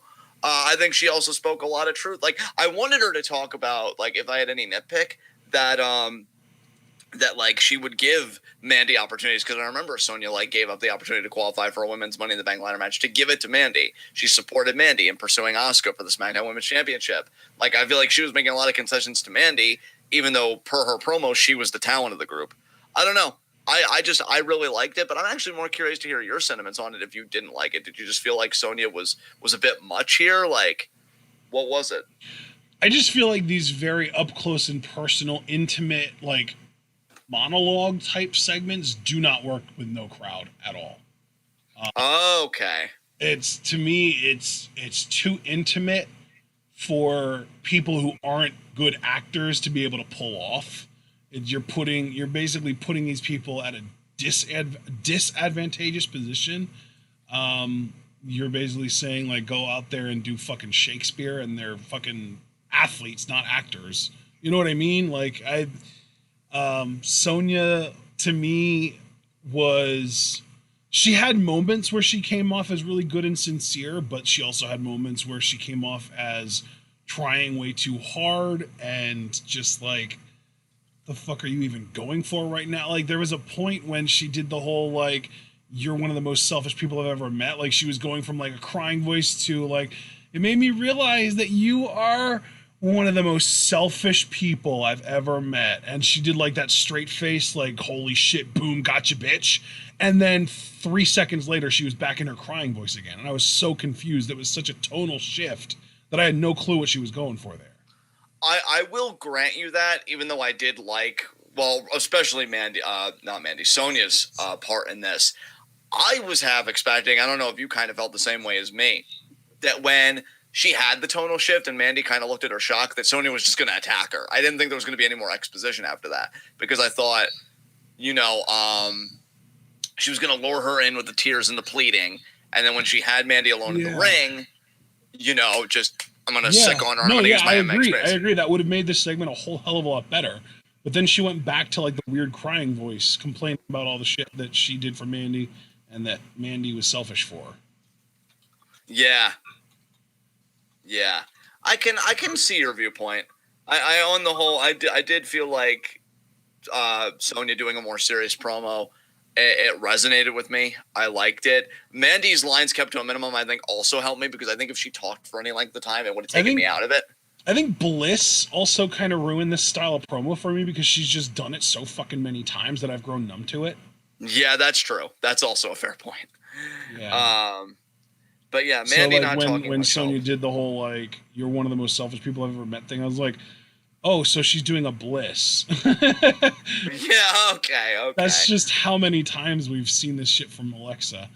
And then she went back to like the weird crying voice, and I was like, wait a minute, didn't you just drop the boom like 3 seconds ago? And now you're back. I don't understand what's going on. I don't know, man. I just, even before that weird like tonal shift, I just felt like Sonya was like overselling it in parts, and it was good in parts, but they were like, it was hard. It was genuinely, like, not necessarily to the degree that Lacey Evans was earlier on in the night, but it was genuinely difficult for me to watch this.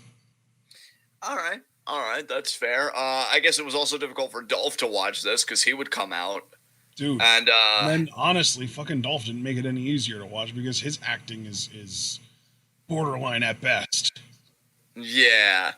Because Mandy's about to throw down with Sonya and be like, oh, I'm so glad I slapped you at WrestleMania, and that's when Dolph's music hits. Yeah, and then Dolph comes out, and he's like pleading with Mandy, like, literally bad rom-com acting. Seriously, like, he's coming out like, don't even try and tell me that what we had wasn't real.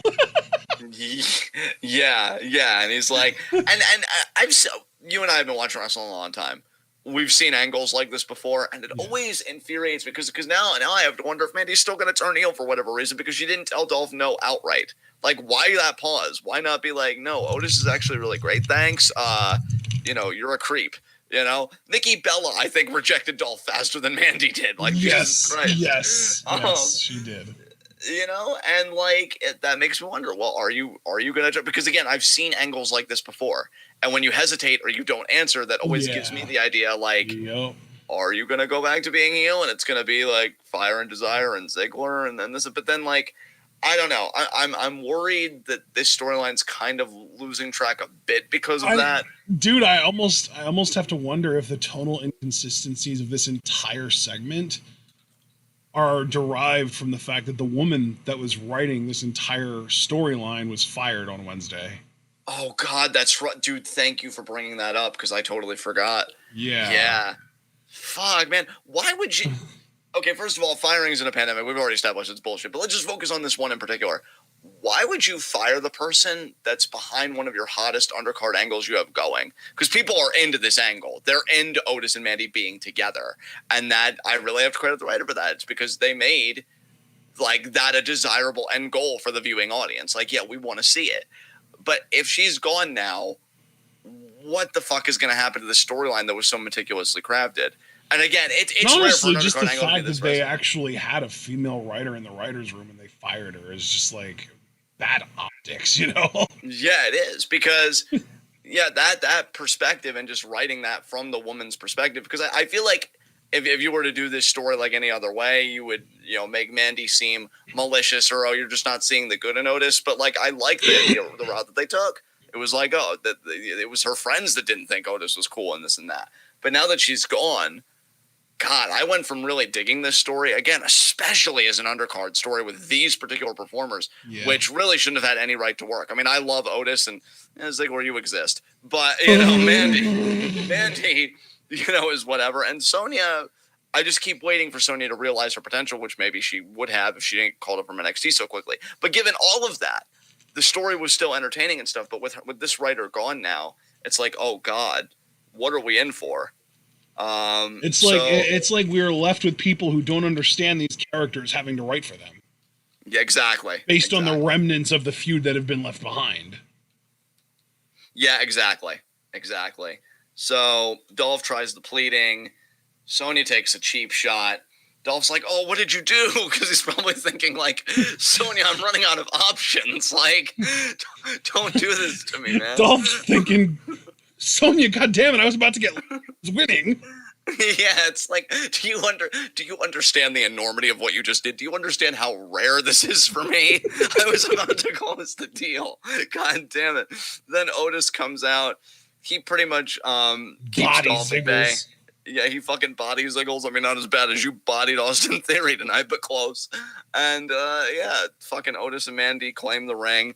I'm guessing we're going to do a mixed tag match at Money in the Bank. I wish I cared. Yeah, Money in the Bank, maybe. I don't know. I was even thinking maybe we would do just straight up one-on-one Mandy versus Sonya at Money in the Bank with the mixed tag on the way.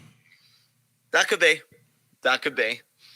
Yeah, I mean, we'll see, man. We'll see. I just, honestly, Tucker on Twitter said that, well, what about Golden Machinery? I was honestly looking more forward to Mandy, like, managing the team and maybe them finally winning the tag titles. But a lot's been upended on that, which we'll get to in a few moments. But why is that? Yeah. Well, because we have babyface tag team champions in the main event tonight. Right. Yeah, that's a good point. Yeah. So, yeah, I got nothing to say about this for now until the next development. Unless you have anything else you want to add, we can move on. No, we're good. We can move on. Money in the Bank qualifying match, Cesaro versus Bryan. At a certain point, Bryan locks Cesaro into the S-lock. Nakamura tries to get into the ring. I don't know what he would have done, because if he would have attacked Bryan, just would have been a DQ, and Bryan would have won anyway. So that's, I don't know what Nakamura was going for, but it doesn't matter because Gulak stopped him, held him back. And Cesaro ended up tapping out at from a certain point. So Bryan is our first entrant into the Money in the Bank ladder match for the SmackDown men's side. Bryan, I think, is like the one guy that could be like legitimately a 17-time world champion, and I would be vibing with every single reign. So like if he wins the briefcase, even though I should be like, come on, he already main evented WrestleMania and he did all this. Like, he's just so good with the material he's given. Like, fucking give it to him. Like do it. I don't give a shit. Yeah, I'm still waiting for him to win a fucking Royal Rumble. I mean, dude, how has this dude, like, after everything, how has this dude still not won a goddamn Royal Rumble? Because nothing makes sense in this era of WWE. Like, just, yeah. All right. Next, Elias backstage. King Corbin beats the fuck out of him. Oh, you mean when Corbin owned his fucking face? No, John. Yeah. I mean when Corbin owned his fucking throat. Oh, yeah, he can't breathe now. Triple trach over here. Yeah, honestly, look, you know that I think, Corbin, fucking adult Caillou ass, I take it or leave it, but I can never pass up quality bullying. Like, it's funny that we mentioned Otis and Manny and that whole thing, because the recap with Dolph laughing at Otis and saying you'll never know what that's like, and just laughing at Otis's pain. Like, I'm like, you know what, Dolph, you're so inadequate, but that bullying, oh my god. So Corbin, Elias Samson, more like Elias.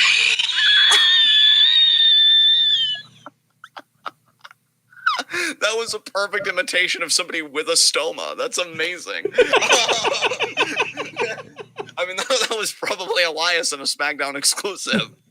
Fucking, dude, he was wheezing bad at the end of this segment. He was. He was like so the new Shane. It's so funny.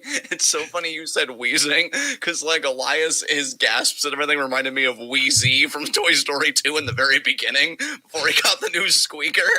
It's like, hello, I am Elias. Oh god, everything hurts. But like, just imagine less air going into those lungs. Oh man, this is yeah.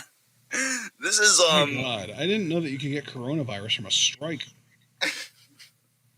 This is the best thing Corbin's done since he's been king. Like, holy shit. You're devastating my mom. Oh! Did you hear what she said? What did she say? She said, you used to be my bestie. Okay, point by point. One, you'll get over it. Secondly, maybe Elias should have protected his throat better if he really appreciated breathing. Third of all, and this is my first serious note of the whole thing, which I can actually go for an extended period of time because my passageways are actually working properly. I feel bad for Elias that they're extending this feud. Make no mistake, it's Elias doing Corbin the favor here. Because he should be doing better things, and we should be living in a time where there are still crowds where he could be getting massive babyface pops, so that Corbin could be getting the heat that he probably got from this assault. If your mom is a reliable sample size. But yeah, to me it makes no sense. Like, I would have, I guess what it comes back to, and didn't you used to say, I don't know if you still stand by this, it doesn't make any sense for the heel to chase the babyface. Like, I don't know. Like, Elias won at WrestleMania. Corbin should just get over it. Like, what is it with him and just like pursuing babyfaces that have clearly shown to be their superior? Couldn't leave Seth the fuck alone, which I at least understood because there was a title there. But why are you still pursuing Elias? What is there to gain by beating Elias? It's not like he's a top contender for really any championship. So yeah, it's just kind of there. But yeah. Yeah, I mean, from a character motivation standpoint, you're definitely right. There's nothing there. I mean, except his wounded pride, which, I mean, I'll take wounded pride over a wounded throat, so you don't even need a rematch. I think Corbin got the W here, so yeah. What came after this? You know what? Before we do move on, Mark made a good point in chat. We should probably talk about this glitch that we got. The reason I think I didn't bring it up is because it was actually just nothing. Like, it was a tease of a tease. Like, it was nothing. But there was a tease of some truth being told. It was the old, like, the truth will be heard thing. And they showed multiple people talking to their partners. Like, one of them was, like, Big E and Kofi together. I forget what most of them were, but none of them actually got any, like, bombs dropped. None of them were like, holy shit, what the fuck? It was because the dude did say some people keep their friends close, but some people keep their enemies closer. And then he hit the button, and then we cut to a fucking commercial. So there was literally just nothing. Yeah, I am digging this, though. If this really is Mustafa Ali, which I think we're all in agreement it still is, this is a really cool gimmick for him. I'm looking forward to actual Mustafa promos from this. But here's the ingenious of this gimmick, too, or at least the writing of it. I think you can keep doing this shit. Maybe I shouldn't say you can keep doing it until, like, the quarantine's lifted, because that's looking really bad in the U.S. projections. But you could get a good bit of mileage out of this if you don't want him in front of an empty crowd yet. So, you know, kudos to them for at least writing it like this, that he is a safe haven, almost like his own, like, bat cave or whatever, that he can operate from that doesn't clash with, like, being in front of an empty crowd and having to draw on the crowd. So I think they are handling it really well. It's good stuff. Yeah, that's fair.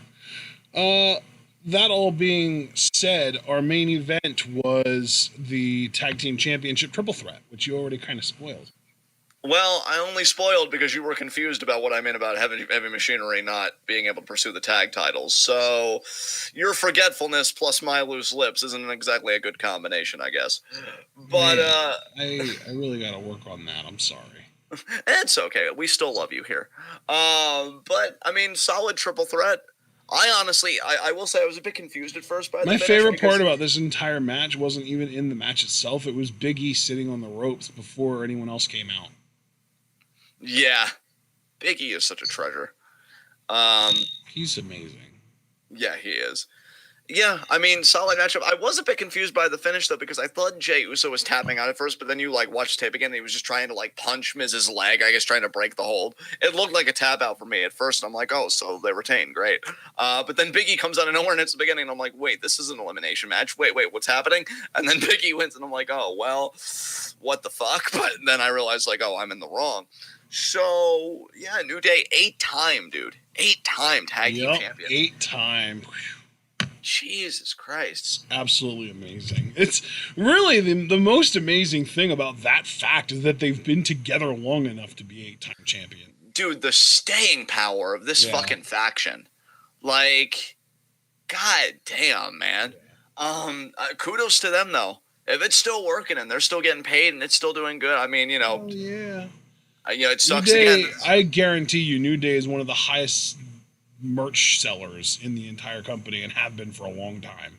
I mean, they've probably been in this conversation for a while, but after this, even I have to seriously consider if New Day is the greatest tag team of all time. I would certainly say they're the greatest tag team of our generation, at least in WWE. Because, I mean, 8 times, and the segments... I mean, if you go by achievements, probably. Yeah.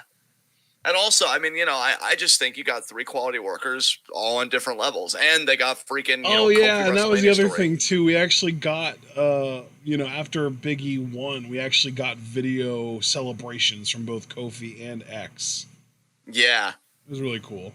So we know Xavier's still out with an injury. And then I guess Kofi will be back soon. But, yeah. 8-time tag team champions. I know Morrison mentioned on Twitter, like, he kind of hinted at them going back after the titles, and I even replied into that, like, forget the titles, you magnificent bastard, focus on the briefcase. Because I even tweeted, I'm like, I low-key kind of want them to lose this match so that Morrison could get a Money in the Bank qualifying matchup. Now, we got the first half of that. Now we'll see if we get the second half. But so, random, completely unrelated note. Maki Ito just tweeted, words learned today, rusty trombone. Hold on. I wanted to spell my own ignorance here. Oh, are you going to look it up on Urban Dictionary? Yep. Gonna get live reactions to my innocent being destroyed here, folks. Yep, totally. Interesting that it doesn't, like, autocomplete for me. Oh, I was spelling it wrong. That's why. I'm stupid. Oh my god. Oh. Oh my, Maki. my. I didn't even. Wow. You can do that? Oh my god. Damn. Okay. Well, I mean, I did promise live reactions. I'm gonna have to. I'm gonna have to really simmer on that one.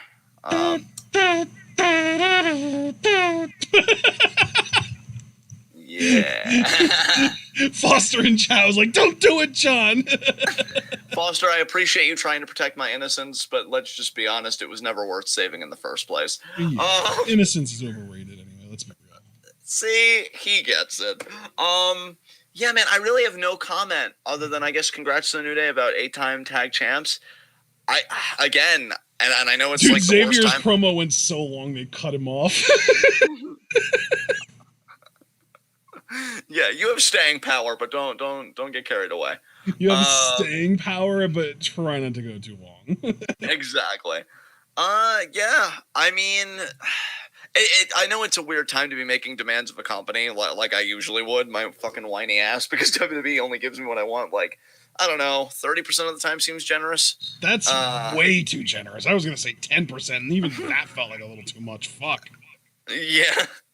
But I still wish that I still wish that New Day was just kind of doing their own thing, you know, and just like, you know, winning singles titles and just, you know, having their own individual quests, if you will. But it just seems like WWE's really content with keeping them together.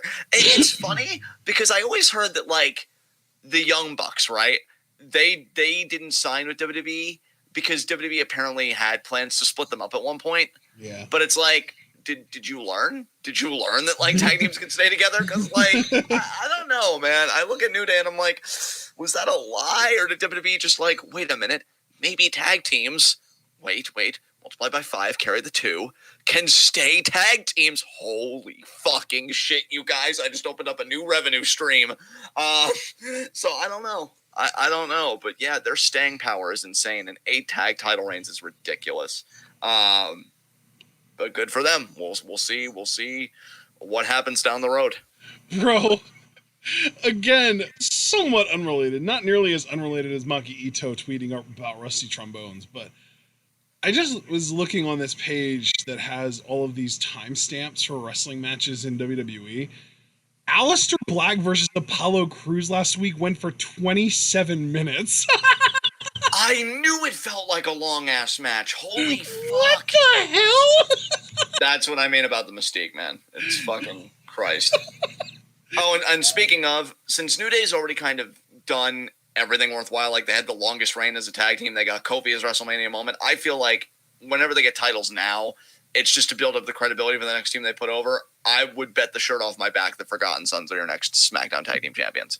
I think Forgotten Sons will beat the New Day for the titles. Dude, so the only match on the entirety of WrestleMania that went longer than Aleister Black versus Apollo Crews on the post-Mania Raw was Edge Orton.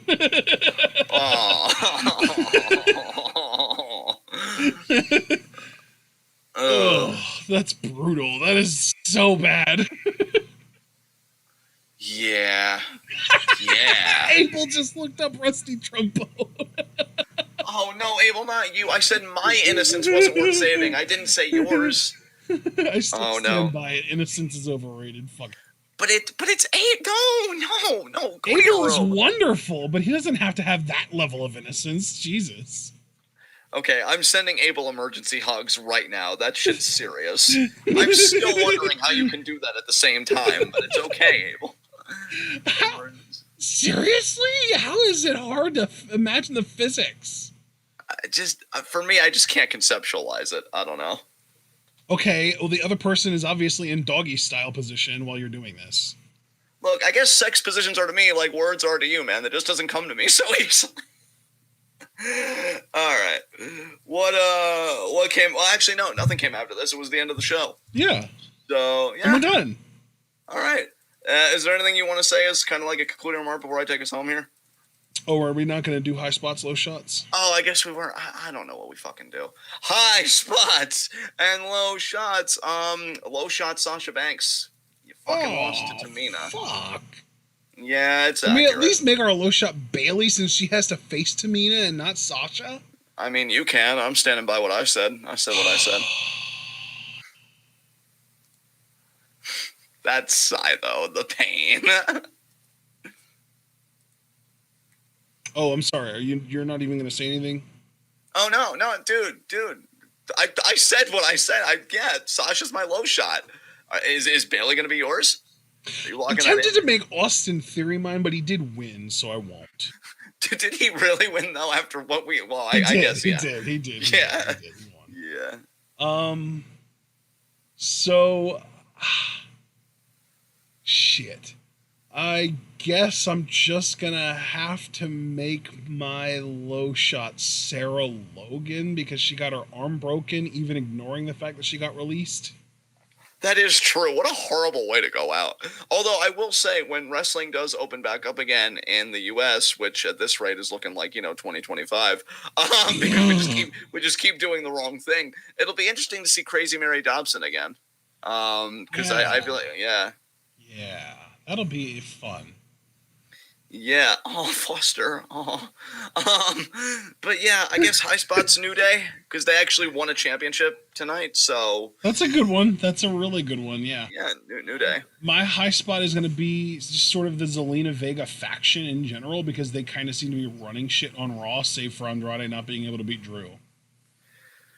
Yeah, that's and Drew. It's like fucking Mount Everest, so I can't really hold that and against that's Andrade. the thing too, is like you don't really have to worry about Drew coming for Andrade because he's not going to be like, oh, I'm the champion of the universe, so no, I'm coming for the United States, bitches.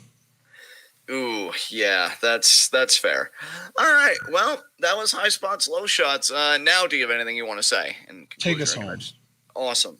I said I wanted guys. to get out of here before midnight, and we're still going to struggle to get out of here before 12:30. Fuck. Well, we'll make it. All right, guys. This has been WWE Catch-Up Commentary. I'm John. That's my co-owner commentary, Ashton. And this has been TWitWoW, the best wrestling podcast made for wrestling fans, by wrestling fans, on the web today. Guys, be sure to like the video as you file out. Subscribe if you haven't. Click the bell icon for notifications so you never again miss any of that TWitWoW goodness. And be sure to follow us on all of our social media and participate in everything that TWitWoW's got going on. The Twitch stream, Patreon donations. If you donate $1, you can get up to 5 Q&A questions. Non-Patreon donors only get 3 Q&A questions, which speaking of, Q&A will be the 30th. So you've got 12 days. Wow, that's going to be coming up quicker than I thought. And for $3 a month, you get Discord access. So yeah, Discord's a really great place to be. I've kind of been out of it for a little bit, but I'm hoping to get back into it soon, especially with Money in the Bank on the horizon. I'm sure I'll have a lot of bitching and whining to do. So Discord's always a great place to do it. Great group of people. And yeah, we will see you again. Ashton, I think Wednesday for NXT, right? Let me pull up the schedule just to make sure, but I believe you are correct. Yes, Wednesday for NXT it is. We only have 3 commentaries currently planned for the remainder of the month, and that is the last 2 weeks worth of NXT and then Q&A on the last day of the month. All right, well that's what it's looking like for now. We'll make any amendments as necessary. And guys, as I've taken to saying during these times, keep staying safe, keep loving each other, keep being good to each other and to yourselves. I know it can be hard. And we always thank you for inviting us into your computer screens to kind of make quarantine just a little bit easier. And until then, guys, tune in. Peace out.